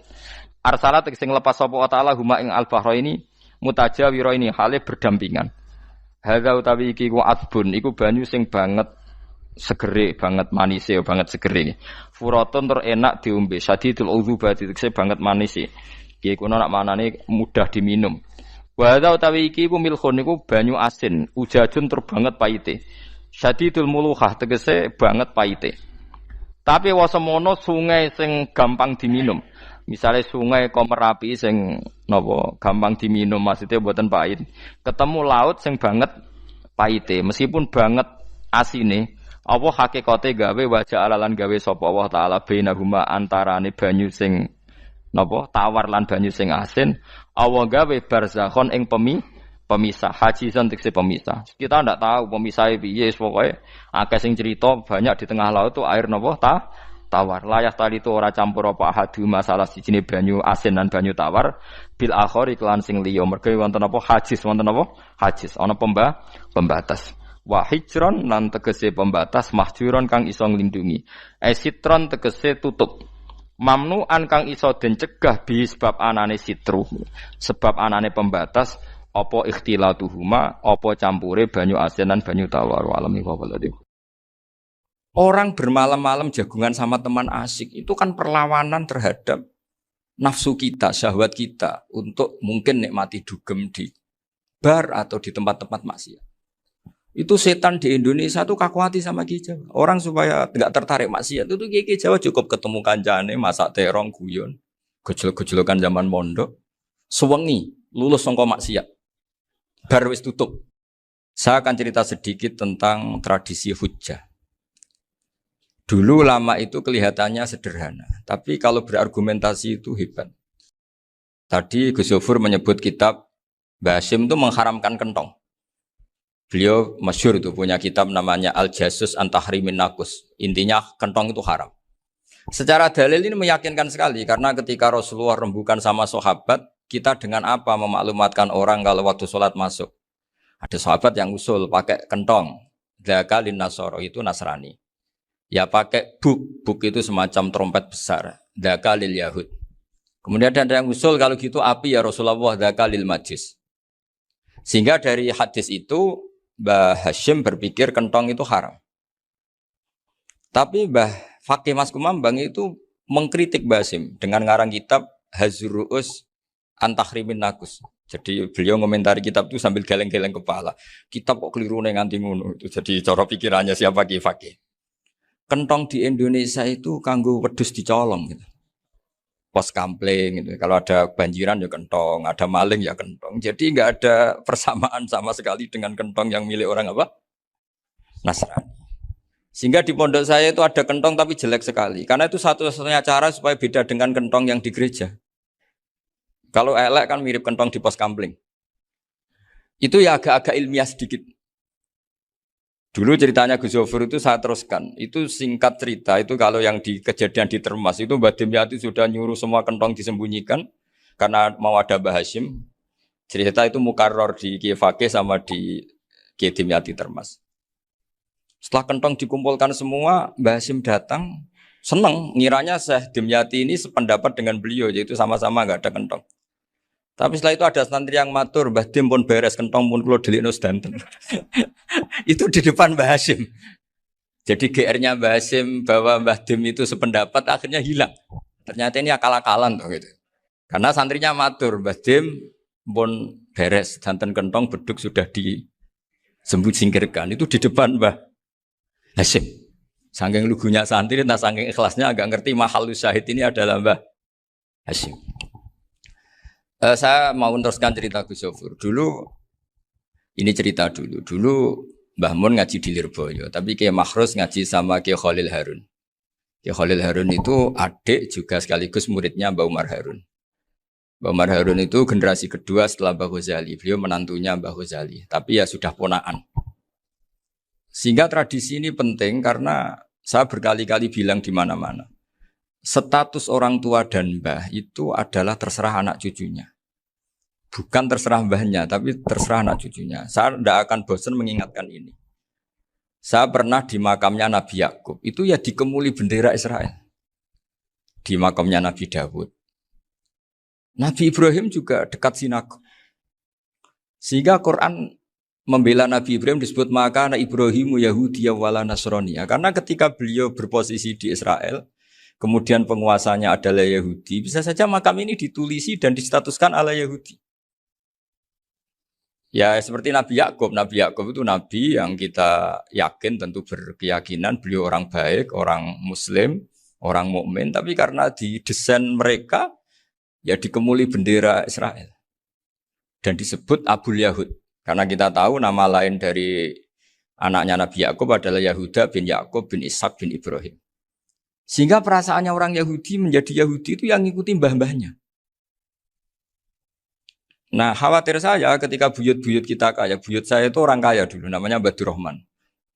Itu kaya sekali, tanahnya banyak. Dulu cerita Mbah Hasyim ya kaya sekali. Mbah Maksum juga kaya. Mbah Abdul Aziz juga kaya. Karena dulu itu inginnya kiai itu yo ketok sugih lah, gak ngel-ngelo santri. Tapi nanti kalau cucu-cucunya sudah ndak alim, itu ndak dianggap punya tanah itu karena untuk fasilitas santri. Aku tak kedonyan, mbah-mbahku ya kedonyan. Buktinya tanah ombo. Karena dia akan menafsiri sesuai cara berpikir. Makanya sanad keilmuan yang diceritakan Gus Sofir itu harus diulang-ulang. Kalau nggak diulang-ulang, maka kita akan berpikir sendiri untuk menafsirkan Masyayikhon al-Kiram atau Ajdadan al-Kiram. Nah, ini yang bahaya, yang sering Quran mengingatkan. Jadi ada status yang disematkan oleh anak cucu kayak orang Yahuda tadi, Yahuda bin Yakub bin Ishak bin Ibrahim itu menstatuskan mbah-mbahnya yang bernama Ibrahim itu Yahudi. Sampai Quran sendiri yang bela maka anak Ibrahimu Yahudi wala Nasrani. Karena secara geografis sekarang Ibrahim di Israel dan otoritas itu juga milik mereka sehingga mereka bisa masang-masang atribut yang menunjukkan kalau itu Yahudi. Beberapa al-alim al-alamah yang minnah itu sudah wafat dan kadang-kadang dzurriahnya itu tidak kita. Kalau sekarang orang bahasakan kubu sebelah.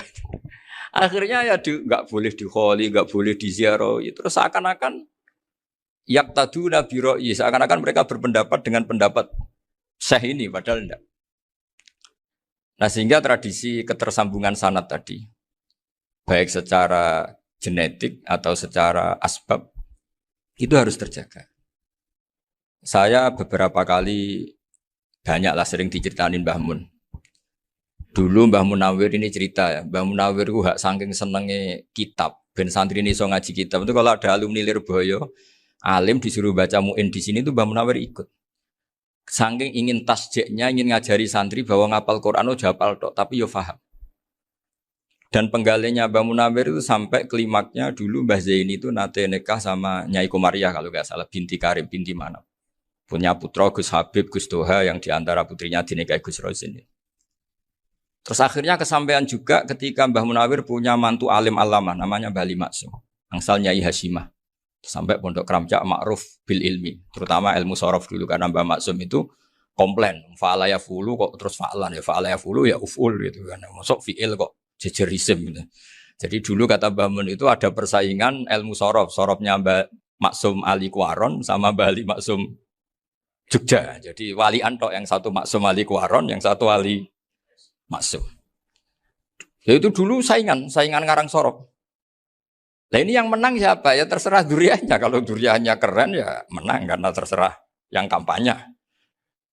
Saya bayangkan adekan Mbah Zubair tidak punya anak sealim Mbah Mun, mungkin kalau Mbah Zubair juga tidak sewow kalau punya putra Mbah Mun. Karena saya berkali-kali bilang kalau dalam syair Arab itu kama takarroma, kadang dilafatkan kama tasyarrofa bi Muhammadin adnanu. Orang berpikir Adnan itu siapa? Itu karena ada Nabi Muhammad SAW. Orang mencari-cari Mbah Mun itu mencari Mbah Zubair karena ada Mbah Mun. Orang mencari Mbah Dahlan karena ada Mbah Zubair.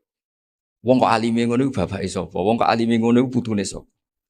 Tapi kalau kita ini sudah ndak alim, ini orang sudah nggak tertarik nyari-nyari leluhurnya karena dianggap selesai. Jadi yang dengan tanda kutip yang menghabisi mbah-mbahnya itu ya mesti cucunya.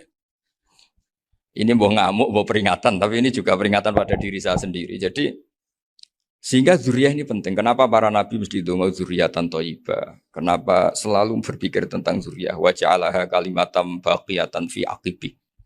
Karena zuriyah ini yang nanti bisa menstatuskan leluhurnya. Seperti tadi cerita Mas Maftuh ini tak puji betul. Saya hari ini tidak ingin gojlok. Supaya kewalian saya tidak tergerus oleh kedoliman. Saya pernah diceritain Gus Zofur juga sering baca buku tentang Mbah Maksum. Dulu Mbah Maksum kalau wasiat kembali ya gitu. Kamu harus NU dan harus mempertahankan NU. Tapi tidak dengan cara membenci Muhammadiyah. Dulu Mbah Mun juga sering cerita. Dulu Mbah Hashim itu ngaji Syekh Mahfud. Nah Mbah Ahmad Dahlan dulu namanya Darwis sering ngaji sama Syekh Khotib Minangkabau. Zaman itu Syekh Khotib sudah modern. Sudah ikut gerakan Abdu, gerakan Almanar. Sehingga bawaannya Mbah Ahmad Dahlan ini agak agresif. Yang Mbah Hashim karena hanya mulazim di Syekh Mahfud, hanya sesekali ngaji Syekh Khotib, beliau lebih seperti itu. Dan dua beliau ini sama-sama pernah ngaji Mbah Soleh Darat di Semarang. Mbah Hashim sama Mbah Ahmad Dahlan yang dulu namanya Darwis. Jadi ini masih min minuskatin wahidah mimam bain wahid. Sehingga kita tidak kaget ketika Mbah Ali Maksum mengomentari Muhammadiyah itu masih ahli sunnah wal jamaah. Makanya nanti terakhir saya baca kitabnya Mbah Ali dan sering saya pelajari. Andai kan kita ini sepakat dengan ilmu, ya kita tahulah. Kalau Abu Hanifah itu tidak kunut, Imam Syafi'i kunut. Berarti kunut itu mazhabnya Abu Hanifah, bukan mazhabnya Mbah Ahmad Dahlan. Apa tidak kunut itu mazhabnya Abu Hanifah, bukan mazhabnya Mbah Ahmad Dahlan. Kita kunut itu mazhabnya Imam Syafi'i, bukan mazhabnya Mbah Hashim. Ini semuanya masih dalam bingkai ilmu. Adzan qabla subhi juga riwayatnya jelas. Tidak adzan ya sudah perilaku kita sudah jelas. Dulu Mbah Mun sering didik kita gitu. Saya sering dengar cerita kalau dulu Pak Arif Fakhruddin begitu hormat sama Mbah Ali, apalagi zuriyahnya Mbah Azhar Basir, karena beliau dulu do ngaji di Termas. Dulu itu enggak ada masalah karena semuanya dianalisis pakai ilmu. Tapi sekarang pakai identitas, yang kunut tuh NU, yang enggak kunut Muhammadiyah. Berarti Abu Hanifah itu Muhammadiyah, Imam Syafi'i itu NU. Berarti Imam Syafi'i itu ya anak buahnya Ki Miftahul Ahyar kira-kira gitu karena anak buahnya Pak Said Akil. Kan terus jadi repot. Dulu kita ini pengagum ilmu, bukan pengagum perbedaan. Sehingga di sini yang saya kagum dari sekian ceritanya Mbah Ali Maksum, supaya kitab ini to the point, supaya nggak lama-lama karena waktunya juga. Nanti kalau kemalaman ini kena semprit ini sudah. Ini diantara yang diceritakan Bali itu unik. Imam Syafi'i itu sering tawassul, sering wasilah sama siapa itu? Abu Hanifah. Ini sudah tak petakan, saya baca yang sensitif-sensitif lah. So, yang ini ya. Ziyar al-Babus Samin, terus sebentar ini yang bab tawassul.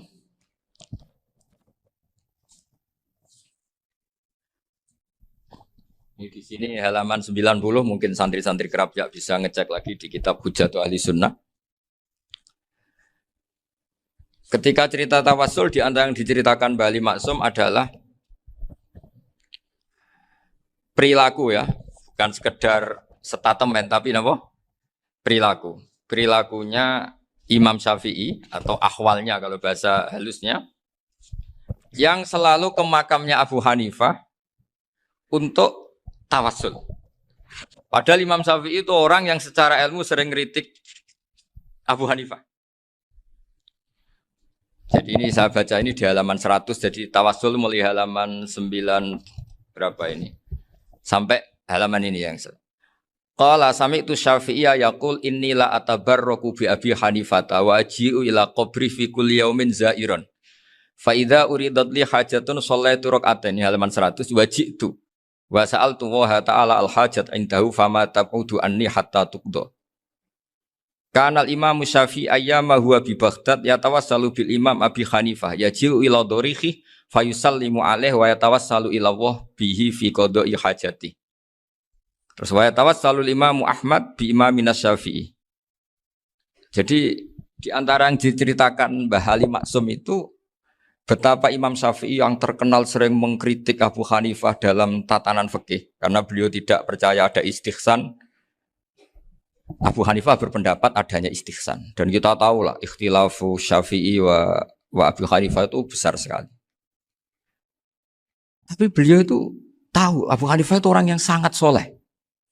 Abu Hanifah itu kalau ketemu sama orang yang utang beliau itu yang lari bukan yang utang Abu Hanifah. Karena takut orangnya itu izin. Jadi kalau ketemu yang utang di jalan itu yang sembunyi itu Abu Hanifah. Kenapa engkau sembunyi? Ada yang utang saya lewat, nanti orangnya malu. Jadi setingkat Rabi'ah Adawiyah itu beliau di rumah ada maling itu sembunyi. Ditanya kenapa engkau sembunyi? Malu, gak ada yang dimaling. Malu sama malingnya karena serumah itu gak ada barang yang layak dicolong itu. Itu Rabi'ah sampai dia sembunyi. Itu yang bisa niru itu Abu Hanifah. Jadi wali-wali besar ini ternyata saling menghormati dan saling tawassul. Nah saya berharap tawassul ini bukan sekedar perilaku sosial, tapi memang ada sanadnya. Sehingga terus diceritakan Bali di sini dulu istaqa Umar bil Abbas. Kata siapa tawassul harus dengan Rasulullah SAW? Dulu istaqa Umar bil Abbas. Sayyidina Umar itu tawassul istisqa dengan Sayyid Abbas. Padahal kita tahu Sayyid Abbas ini tidak nabi. Terus beliau cerita sampai Imam Syafi'i tawassul sama Abi Hanifah. Sehingga nggak ada perdebatan itu kan Umar. Kalau Umar kan ada jaminan boleh diikuti karena beliau sahabat. Bali cerita tentang Imam Syafi'i yang tawassul dengan Abu Hanifah. Seargumentatif itu.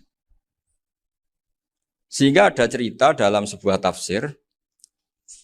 Ya saya ulang lagi ada cerita di sebuah tafsir. Kenapa Nabi Musa ditanya Allah wa matilka biyaminika ya Musa? Ma'ana wa ta'ala a'lam. Tentu Allah sangat tahu yang dibawa Musa itu apa. Karena Allah tahu Nabi Musa itu grogi. Orang dipanggil Bali Maksum pasti grogi. Santri dipanggil Mbah Mun pasti grogi. Kenangan saya setiap dipanggil Mbah Mun ya mesti tanya. Yang ringan-ringan. Wis sarapan ya. Arung sarapan ya sarapan. Pas sarapan ya kan. Tanduk mangan sing enak. Orang santri ora tau mangan enak. Ya tidak pernah ngomong yang penting. Ngendikan yang penting. Nah karena Nabi Musa ini grogi. Ini sebagian tafsir. Itu ditanya yang ringan, sahaja itu gawa apa? Karena pertanyaannya ringan, Nabi Musa juga ringan. Ya Nabi Musa itu sampai lali, itu pangeran, sing ya'lamu sirra wa akhfa. Diterang. Niki tongkat Gusti. Gunane kathah Gusti tongkat iki. Qala ya aso ya atawakkau 'alaiha wa ahusyu biha 'ala ghanami wa liya fiha ma'arifu ukhra. Oh, tongkat Gusti niki penting mesti. Nggih nak. Nggih macam-macam lah Gusti. Atawakkau 'alaiha wa ahusyu biha 'ala ghanami kangge menghalokan wa. Masih terang terakhir dan yang lain-lain Gusti. Wal ya fiha ma'arifu ukhra. Sehingga akhirnya rileks. Karena Nabi Musa terus ngerti. Ternyata ketemu pangeran itu gak seserem yang saya bayangkan gitu. Pertanyaannya ringan. Itu ada ilmunya. Tapi cerita ini yang versi tafsir ini tidak yang seperti di Manaqibul Ghazali. Di beberapa kitab tentang Manaqibul Ghazali diceritakan di alam roh Nabi Muhammad SAW itu yubahi bi ummati. Saking yubahinya sampai ngendikan ulama ummati ke anbiya Bani Israel. Ulama umatku itu pinternya atau statusnya itu mirip-mirip lah. Kaf itu ya mirip-mirip lah. Mirip-mirip kayak ulamanya nabinya Bani Israel. Akhirnya Nabi Musa itu tersinggung sekali. Bagaimana mungkin ulama disamakan dengan apa? Nabi. Sehebat-hebatnya ulama itu kan tidak akan yabluhu darajatan nubuwah atau yartaqi ila darajatin nubuwah. Itu akhirnya, ya kalau kamu nggak percaya panggil. Yang dipanggil Imam Ghazali. Ya Nabi Muhammad juga nggak mau kalah. Gitu. Kalau manggil ulama RT ya kalah keok. Akhirnya Imam Ghazali datang. Ditanya sama Musa, Mas Muka, nama kamu siapa? Ana Muhammad bin Muhammad Al-Ghazali At-Tusi Asy-Syafi'i. Itu disebut panjang. Nabi Musa guyu-guyu. Kamu lama kok ngomong yang nggak penting. Ditanya namanya kok penjelasannya sepanjang itu. Dianggap itu satu kesalahan. Masa tanyanya nama kok ditanya. Jawabnya Muhammad bin Muhammad Al-Ghazali At-Tusi Asy-Syafi'i. Kepanjangan itu. Ketika Nabi Musa agak mencibir, agak gimana itu. Terus jadi Imam Ghazali, kalau ini masalah, lebih masalah jenengan. Apa itu? Yang tanya jenengan tuh Allah ya alamus sirra wa akhfa. Dan Allah hanya tanya wa ma tilka biyaminika ya Musa. Harusnya jenengan jawab aso ya titik, bukan kepanjangan. Atawakkau alaiha wa syubha itu kepanjangan. Allah tanya yang di bawah kamu itu apa? Yang di tangan kamu. Harusnya jawabnya hanya aso ya. Tapi kenapa penjelasannya sepanjang itu? Sampai terakhir waliya fiha ma'aribu ukhra. Terus pinter tenan kayak gitu. Terus Nabi Musa terus bilang, ya pinter tenan aja gitu. Padahal kita tidak pernah GR seperti itu kan kebetulan Imam Ghazali. Gitu. Kalau yang lain mungkin ya keok lah kira-kira. Gitu. Tapi ini cerita dalam khazanah keilmuan. Benar yang dikatakan Gus Zofur. Saya termasuk orang yang pernah mondok Lirboyo Pasanan. Jadi setelah saya disuruh nemani Gus Kamil, tahun berikutnya Gus jenengan disuruh. Pokoknya anakku bosak ulan lah kudu tahu mondok Lirboyo. Biar aku tahu ngaji Wakarim. Terus yang disuruh Mbak Turi Gus Kamil itu saya. Jadi saya pernah 1 bulan tuh di Lirboyo. Karena saya ini santri beling ya, kontraknya pokoknya penting ziarah Bakarim. Biasanya nggak pernah ngaji, pokoknya gerbar ngisa. Ziarah ya sudah. Ngaji subuh ingat saya sama Gus Imam. Itu dari 17 hari ingat saya ngaji 2 kali. Tapi kalau ziarah ke Bakarim sudah lupa jumlahnya karena memang kontraknya disuruh ziarah. Sampai seperti itu. Dan saking senengnya bangun sama Mbak Karim sama masih ingat. Ngamplopi salam template itu masih ingat untuk Gus Anwar, untuk Gus Imam, untuk Gus Kafabi, termasuk untuk Gus Maksum. Itu malam-malam saya dijak ngamplopin. Zaman itu saya masih ingat selawewu. Zaman itu kos 1 bulan itu 13.000. Jadi kira-kira kalau 25.000 itu untuk kos 2 bulan. Jadi saya krusnya itu pakai kos. Saya masih ingat Mondok Sarang itu kos 1 bulan 13.000. Berarti kira-kira 500.000 itu di amplopin sendiri sama Bang. Ini untuk Gus War, ini untuk Gus Imam, ini untuk Gus. Padahal Gus Imam ini mondoknya sudah dibangun. Itu bangun hormatnya sampai untuk jatah salam template. Nah yang ribet kebalikannya, kita pulang, Gus Imam karena melihat Gus Kamil ini putrane Mbah Mun, Gus Kamil disangoni. Saya juga disangoni, karena Gus Imam dulu ngaji juga sama Pak D saya. Sama keluarga saya. Itu kata Gus Kamil setelah keluar, mau kamu nih gue abal, berarti gue aku. Karena ini penting, ini kalau sampai dianggap tukar guling, ribet deh. Jadi ditakwil sendiri lah, mau kamu nih gue abal ya, boten wis, yes berarti halal. Tapi sama Mbah Mun ya ditanya. Ditanyanya bukan apa karena untuk meneruskan tradisi bahwa kalau kiai ketemu itu ya saling memberi hadiah, saling itu sudah faqaddimu baina adena juakum apa? Sedekah. Sehingga ketika Kapya ini punya Bali Maksum alim alama, kemudian melahirkan murid-murid yang juga ibar kayak Mbak Warsun bisa ngarang apa Kamus Al-Munawwir, Pak Bik juga punya karangan Kamus Al-Mu'asir. Saya itu punya semua. Karena ini adalah buah dari bahwa kita ini tidak kalah sama produk-produk yang di sana. Bahwa produk di kita ini sudah cukup untuk mengantarkan orang menjadi alim alam. Dulu Mbak Zubair ke Mekah ya sudah alim alam. Gus Zofur ke Al-Azhar sudah alim. Semua teman-teman kita ke Mekah itu sudah alim semua. Padahal produk mondoknya ya tadi. Mau digojlok kiai ini, terus mangkel keamanan biasanya. Biasanya musuh besar pondok itu keamanan. Jadi ya bukan berarti gojlok ibunya Gus Maftuh enggak. Biasanya keamanan itu musuhnya apa? Banyak. Itu tradisi keilmuan itu harus dijaga dengan hujjah dan dengan tadwin, dengan pembukuan. Saya punya sekian cerita ya. Misalnya dulu kita mungkin iskal itu janggal. Kenapa sih orang Islam tukaran sama orang Islam? Sehingga di antara doa Nabi yang enggak dikabulkan Allah, enggak boleh dikabulkan sama Allah enggak boleh, bukan berarti enggak mustajab. Redaksinya famana aniha, memang enggak boleh. Redaksinya bukan falam yastajib lahu tapi famana aniha. Di Al-Marrah As-Salisa ini Nabi dilarang. yaitu melarang umat Islam itu jangan sampai tukaran sama umat Islam sendiri. Itu kata Allah, ya tidak bisa kata Allah, kalau itu tidak saya kabulkan. Itu dulu guru-guru kita nyontohkan sederhana. Kira-kira kalau saya tukaran wek Gus Zofuru, Mbah Mun luwih ikhlas dibanding ditukari wong liya. Nak ana kakak ditabuk adik, wong tua luwih ikhlas dibanding ditabuk tangga. Barokahnya membaca kita lebih mentoleransi. Kalau ada Mbah Hashim dikritik Mbah Fakih Mas Kumambang, kita ikhlas itu. Tidak dikritik guru PAUD, itu kan. Atau dikritik orang-orang yang nggak bisa ngaji. Artinya ternyata keliru kita bilang kiai kok tukaran. Justru bagus kiai tukaran. Dibanding kiai dikritik guru PAUD atau dikritik orang-orang yang nggak bisa baca kitab. Akhirnya barokahnya baca kita menjadi tahu. Dulu Mbah Mun sering cerita, ini masih cerita silsilah ya. Jadi Mbah Ali Maksum tadi kita tahu di antara guru besarnya Mbah Ali Maksum tentu Mbah Mahfud Termas. Beliau adalah adik dari Kiai Mahfud Termas. Mbah Dimyati ini adik Kiai Mahfud Termas. Itu punya saudara namanya Abdul Razak, juga punya saudara namanya Dahlan. Itu yang membawa Thariqah Syadziliyah di Solo Raya. Yang sekarang alhamdulillah diteruskan Gus Wafi. Dulu di antara pesannya Mbah Mun ke saya, hak Wafi kandani kon ziarah ning Mbah Dimyati. Mergo Thariqah Syadziliyah dulu itu yang bawa keluarganya Mbah Dimyati. Jadi semuanya ini masih dzurriyyatan ba'duha min ba'd. Nah, pesan saya karena tadi Mbah Munawir yang termasuk orang pertama yang bawa Quran, bawa Qiraah Sabah. Kenapa saya bilang termasuk? Karena kalau bilang paling pertama ini nanti butuh data. Dan itu agak kerepotan lah. Tapi yang jelas mimman istahara lah. Mimman istahara yang membawa Sab'ah ke sini itu adalah Mbah Munawir. Terus beliau ngajarkan diantaranya ke Mbak Arwani pakai kitab Satibi, pakai kitab Nazmus Satibi. Terus Nazmus Satibi itu diteruskan oleh Mbak Arwani, ditulis. Yang nulis dulu Mbak Dola Salam. Bapak saya itu murid Mbak Dola. Dulu Mbak Dola sebelum ke Mbak Arwani ngaji sama Ki Said di Sampang. Bapak saya sebelum ngaji di Badola sudah hafal Quran lewat buyut saya sendiri namanya Ki Zubaidi. Yang Ki Zubaidi akhirnya jadi menantunya Mbak Ahmad Su'eb. Jadi buyut saya kandung ini namanya Sofia, itu angsal keluarga Lasem yang adiknya. Sofia ini punya adik Badiah yang jadi ibunya Ki Sahal. Terus Ki Sahal punya Mbak Yu namanya Muzayanah, punya di Garwo Ki Mansur punya anak Gus Qayyum.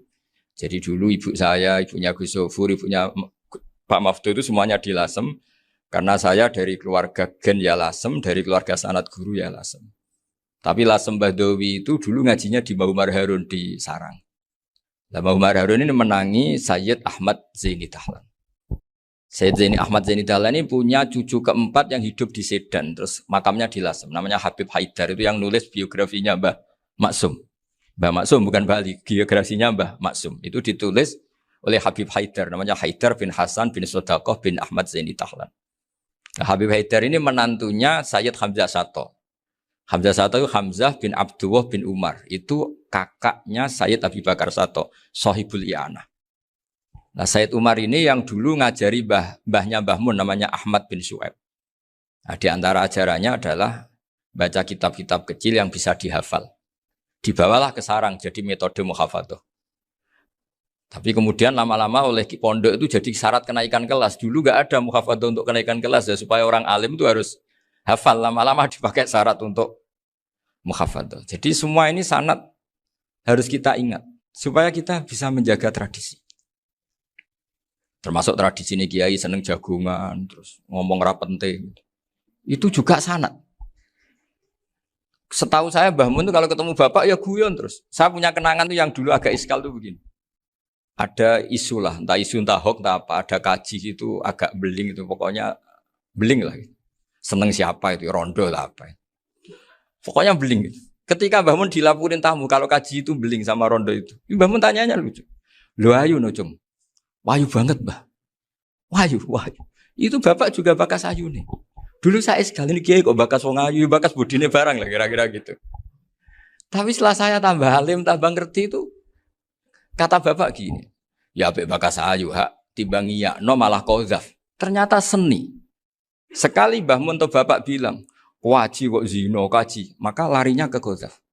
Maka menghindari bahasa menuduh, ngomong yang enggak penting. Lho ayu no. Jadi kiai dulu tuh orang sok suci tapi menghindari hal-hal yang Jadi punya seni untuk ngelola kehidupan. Orang bermalam-malam jagungan sama teman asik itu kan perlawanan terhadap nafsu kita, syahwat kita untuk mungkin nikmati dugem di bar atau di tempat-tempat maksiat. Itu setan di Indonesia tuh kakuati sama Ki Jawa. Orang supaya nggak tertarik maksiat itu Ki Jawa cukup ketemu kancane masak terong guyon, gejol-gejolokan zaman mondok, sewengi lulus sangka maksiat. Bar wis tutup. Perlawanannya sederhana, nggak pakai tahajud, nggak pakai wiridan. Karena Ki Jawa juga koyo rapati potongan ahli ibadah gitu. Itu jagungan. Gitu. Jadi setahu saya itu pernah lihat Bali itu sekali ketika beliau ngisi ceramah di Mbah Hamid Bedowi. Saya masih kecil diajak bapak. Dulu kalau bapak ngelihat Bali sama Mbah Hamid itu mesti nangis. Karena dua orang alim bertemu. Yang akhirnya ya bisanan itu. Mbah Hamid punya anak Gus Nasih, di sini ada Mbah Nafisa, terus jadi Mbak Salih Hindun itu. Jadi dulu tuh ya guyon terus ketika ketemu. Itu yang sering bodoni Mbah Hamid itu ya Ki Bisri. Ki Bisri itu kalau datang ke Ki Hamid Pasuruan, nak wali tenan aku teko ditata nomangan. Jadi ukurannya ya. Ternyata sampai sana dikeimangan tenan. Masih belum mengakui, kan nak wali tenan aku itu kiai rung di mobil, dongakno aku di mobil. Sudah kalah satu seri itu masih gak terima.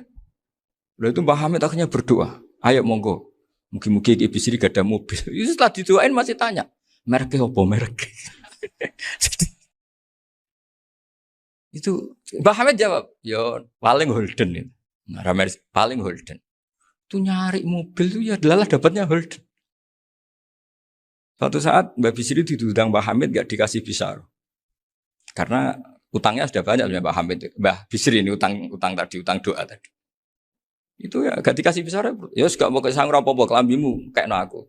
Didol sama muhibbinya Mbah Hamid. Itu harganya melebihi jatah besar. Ketemu Mbah Hamid. Kang, susu Kang, mergo. Jadi dulu itu rileks, makanya ini yang diceritakan ke Zofur. Sebetulnya kalau kiai-kiai itu bersanat itu ya rileks, hidupnya itu rileks. Karena rileks ini perlawanan terhadap kemungkaran. Saya dulu musyawarah sering sama Gus Zofur usul fikih. Itu jelas di antara yang ditulis Lubil Usul itu. Ya kita tahu tadi misalnya sanad usul fikih, Mbah Ber itu sangat al-usuli, Kiai Zubair Dahlan, abahnya Mbah Mun. Punya murid di antaranya Kiai Sahal. Kiai Sahal punya karangan Thariqatul Husul, fi syarhi Lubil Usul. Itu Thariqatul Husul itu beliau ngendikan dalam mukaddimah bahwa saya bisa mensarah ini berdasar ngaji maknani sama Mbah Zubair. Terus beliau mengutip sarah itu dari kitab Nailul Ma'mul. Beliau ngendikan binus khotin khotiyah ghairi matbu'ah. Dan itu ditemukan di Kiai Mansur di Lasem. Karena Kiai Mansur iparnya Mbah Sahal. Mansur bin Khalil itu diantara katibnya Syekh Mahfud. Jadi semuanya ini sambung. Mbah Ber saking ahli usul fikihnya, kalau ngajar usul fikih itu kalau guyon takriran saya ini lebih memahamkan ketimbang sarah. Ya sudah, terus Mbah Zubair, Kiai Fakih, terus Syekh Mahfud. Di sini Syekh Mahfud termasuk orang yang dekat Mbah Munawir sampai putrane Mbah Mahfud namanya Gus Muhammad dibawa Mbah Munawir, kemudian mondok di Termas diantaranya, terus dinikah jadi menantunya kalau nggak salah Haji Taslim di Betengan, kemudian sekarang juriannya Mbah Mahfud di Betengan. Ini nggak boleh hilang secara seperti itu. Diantara di usul fikih diterangkan ketika diantara 5 hukum itu ada yang bernama mubah. Mubah itu boleh dilakukan, boleh ditinggalkan, dan kalau dilakukan ya tidak berpahala, tidak disiksa. Itu ada ulama yang protes. Protes gak bisa seperti itu. Ithma min mubahin ila wa tahaqqaqu bihi tarku haramimma. Fa'il zamu minas sukun tarkul qatli wa minas sukut tarkul qadaf. Ndak bisa, mubah itu ndak ada. Kalau kiai jagungan semalaman, itu Allah ngitungnya itu hada taroka dugem, wahada taroka delok dangdut, wahada taroka kada wakada. Oh, itu luar biasa. Dan kita ngikuti yang seperti itu saja. Gak usah tahajud, gak usah witir telulas kaya ora kuat timbang gremeng. Sewengi jagungan, setan ngenteni kita tergoda maksiat, ternyata maksiatnya sampai tutup, kiainya masih apa? Jagungan. Jadi jagungan saja ada ilmunya bahwa itu perlawanan terhadap tarkul ma'asi. Sehingga bagaimana Anda katakan mubah ini mubah, toh gunanya adalah tarkul haram. Meskipun efek mubah juga bisa tarkul wajib, wae bojo blonjo turu. Karena Wayang ngurmati ibuke turu. Itu halal wajib. Jadi mubah itu resikonya ya bisa tarkul wajib, bisa tarkul haram. Sehingga kalau sanad ini terjaga secara baik, secara kultur, saya sering juga sakuan sama Gus Yofur, itu mesti tak niati gitu. Jagungan wong alim gue ibadah dan menikmati ibadah adalah dabul aulia wa dabul ulama. Kata Imam Ghazali, pada akhirnya waqud buhadatin al istilzat bil mubahat. Kata Imam Ghazali, pada akhirnya qutbu hadaddin, madaru hadaddin, pokok dari agama ini adalah melawan kemaksiatan dengan kita menikmati al-istidzat bimubah. Kita menikmati sesuatu yang dibolehkan Allah Subhanahu wa taala. Dan seperti ini itu bisa qasmu dhuhri syaitan, bisa menghancurkan punggungnya setan.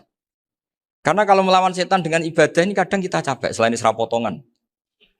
Tapi nak kangkang ning komplek H gitu jagungan mbek kancane, ngenang melarate, mbok ngenang ora sekolah ramunggah, kenangan sing ramunggah diarani istiqomah. Gitu kan. Diarani tulus zaman, kok sing munggah dianggap kesusu. Saya ini punya pondok Quran, kalau ada yang hafal 3 tahun mesti digojol kancane. Gak apik, kesusu itu. Kesusu itu mesti tidak barokah karena tergesa-gesa apa? Hatam. Sehingga yang enggak hatam-hatam itu kayak partai mayoritas. Ini yang partai tulis zaman katanya. Ahli sobri katanya. Akhirnya di pondok gara-gara itu mau guyon, tapi enggak ada stigmasi yang enggak naik. Di Pondok Sarang itu saya punya temen itu banyak yang sekelas dengan saya, sekelas sama Gus Kamil, akhirnya sekelas dengan Gus Sofur. Padahal saya ini kakak kelas. Saya temannya, Gus Kamil temannya Gus Sofur. Ini anak ini nggak pernah naik, itu nggak dicibir di pondok. Karena guyonan tadi, guyonan bahwa ini bagian dari bentuk apa? Istiqomah. Nanti yang goblok juga tenang. Karena kiainya cerita, kadang santri goblok ya baru kan. Di sini pondok akeh santri ya ora tau sinau ning omah dadi kiai gede. Selalu kiainya tuh cerita seperti itu. Akhirnya sing goblok ya bangga dengan kegoblokannya. Iya, jadi kiai itu orang yang meskipun guyon ini barokahnya Masya Allah. Dan setahu saya kiai-kiai alim itu ya senengannya guyon karena tadi guyon itu luar biasa. Bapak saya itu kalau pesan sama saya itu enak ngaji is guyon nice. Wong ning omah mikir utang, mikir wedi bojo macam-macam kok ngaji mbok jak nangis pisan, nangis ping pindho katanya. Sudah jak guyon ae. Paling gak lali. Dan beliau punya dalil kul bi fadlillah bi rahmati fa bidzalika falyafrah. Jadi jangan sampai orang ini farah bil maksiat, jangan sampai orang itu. Dan ini yang saya kenang dari sekian cerita murid Bali.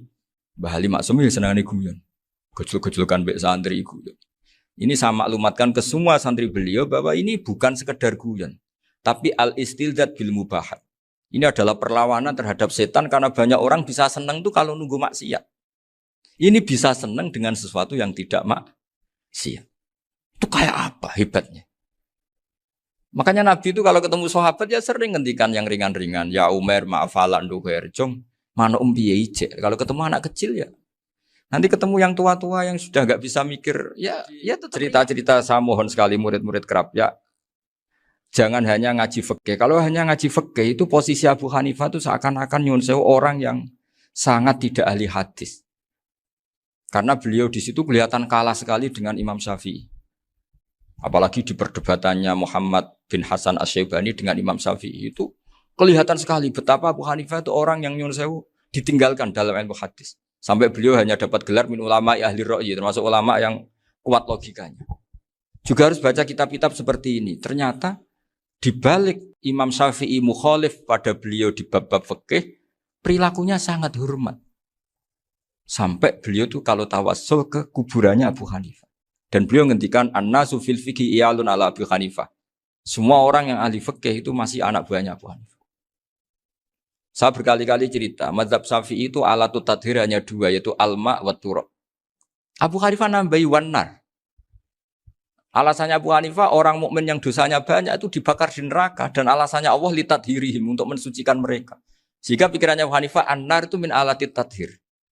Apa yang terjadi ketika bata itu, batu bata yang dibakar, di situ campur teletong, campur apa-apa. Itu kalau sudah mazhab Abu Hanifah selesai, sudah suci. Karena sudah ngelewatin pembakaran. Meskipun kita tidak akan kalau kehilangan air terus wudu dengan api, bisa bunyak semua itu. Tapi apapun itu menjadi solusi. Sehingga saya punya kitab namanya Ikhtilaful Malik apa ikhtilafu Malik wa Abu Hanifah atau ikhtilafu Syafi'i ma Abu Hanifah. Itu kelihatan sekali kalau Abu Hanifah itu nyuruh posisinya kalah. Karena yang ngarang orang-orang Syafi'i. Tapi kalau melihat kitab-kitab kewalian, misalnya di kitab Mizan Kubro ini juga sering disebut kisah itu Mbak Ali Maksum tentang Imam Sa'roni. Berkali-kali beliau mengutip Mizan Kubro. Itu Abu Hanifah adalah orang yang sangat mukasyafah. Artinya ketika Nabi cerita air wudhu itu menjatuhkan dosa, tidak ada air wudhu yang jatuh ke kamu kecuali saat itu juga dosa kamu jatuh. Itu beliau datang ke Madharota Kufah. Kemudian beliau bilang sama si orang tua tadi, tub anizina. Orangnya terus bilang atubu minazina.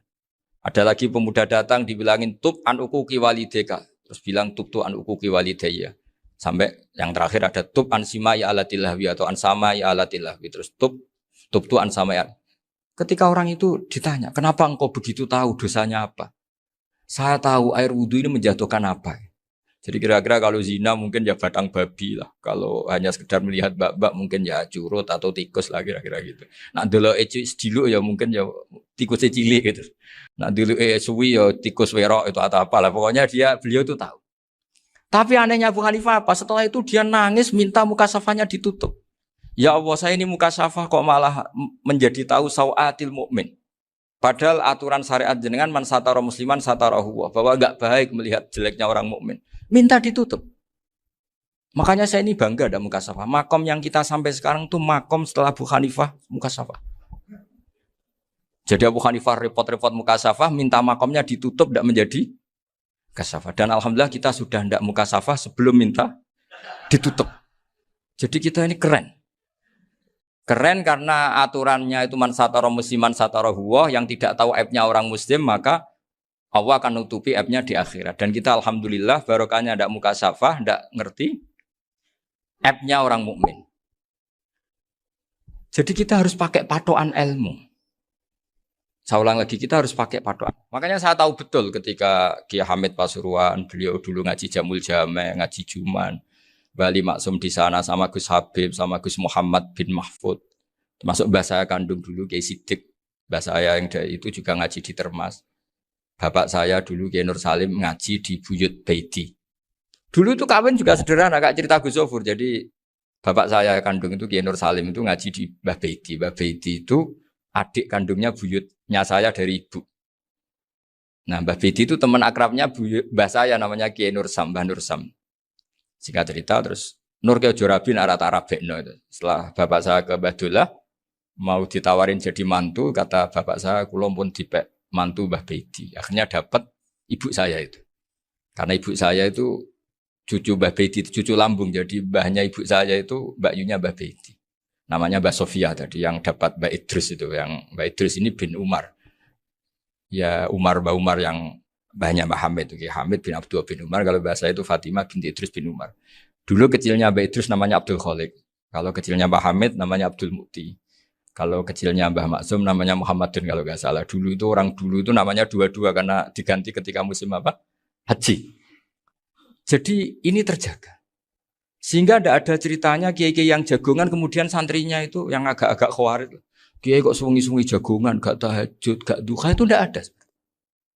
Karena ini dianggap fi'lul mubahat untuk melawan mungkar. Jadi sehingga di kitab Ihya diterangkan, kamu jangan ngira orang-orang soleh ketika jagungan itu min ahlil bitolah wa takasul. Itu orang-orang yang pemalas itu enggak. Tapi mereka bisa mengasyiki Allah. Bahwa dalam jagungan ketemu teman ya asik, gejul-gejulkan sama Pak Maftuh ya asik. Dan keasikan ini bentuk perlawanan terhadap keasikan harus dengan maksiat.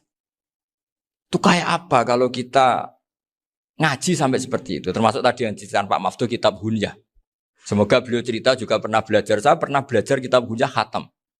Itu diantara yang diceritakan Syabdul Qadir Al-Jilani tadi kata beliau Al-Jilani dipakai Jim Al-Jilani. Ini agak beda dengan kita. Mbah Zubair itu punya kitab namanya Al-Qolaid Al-Uluyah. Beliau menfatwakan nama-nama ajam itu kamu bebas. Ajamiyun fasna bihi masyita. Sehingga kita kalau punya kiai harus mau cokolal ustukhri. Sehingga tak mau cokolal istukhri. Tirmidzi juga nasibnya sama. Qolat rawahut Tirmidziyu. Sing sitok rawahut Turmudziyu. Yang satu rawahut Tarmidhiyu. Ya karena kita keluarganya Tarmidhi apa enggak gitu. Makanya kata Mbah Mun sama masih ingat. Kata cerita Gus Zofur tadi, adabnya Gus Zofur itu cerita tentang keluarga ibunya. Padahal keluarga ibunya juga orang-orang soleh yang luar biasa. Itu kata Mbah Mun, kowe roh jenenge Imam Bukhari tahu ya. Jenenge sapa? Saya nyebut Muhammad bin Ismail bin Ibrahim bin Mughirah bin Bardasbah. Lah iya Bardasbah mbok waca Bardisbah yo. Lah cara kene mbok Parmin mbok Parlan. Jadi Bardisbah mbok Bardasbah iku cara kene yo Parmin mbok. Iku rak Mbah Fadl Senori, dadi kabeh diwaca Arab. Jenenge Mbah Umar Harun. Dhisik yo wong sarang Mbah Harun mbok kira nang yo ora roh, wong dhisik yo wong kuno ya. Jadi kalau versi Mbah Fadl, termasuk yang pertama bikin nasab Mbah Maksum itu tulisannya Mbah Fadl yang dikutip Habib Haidar tadi.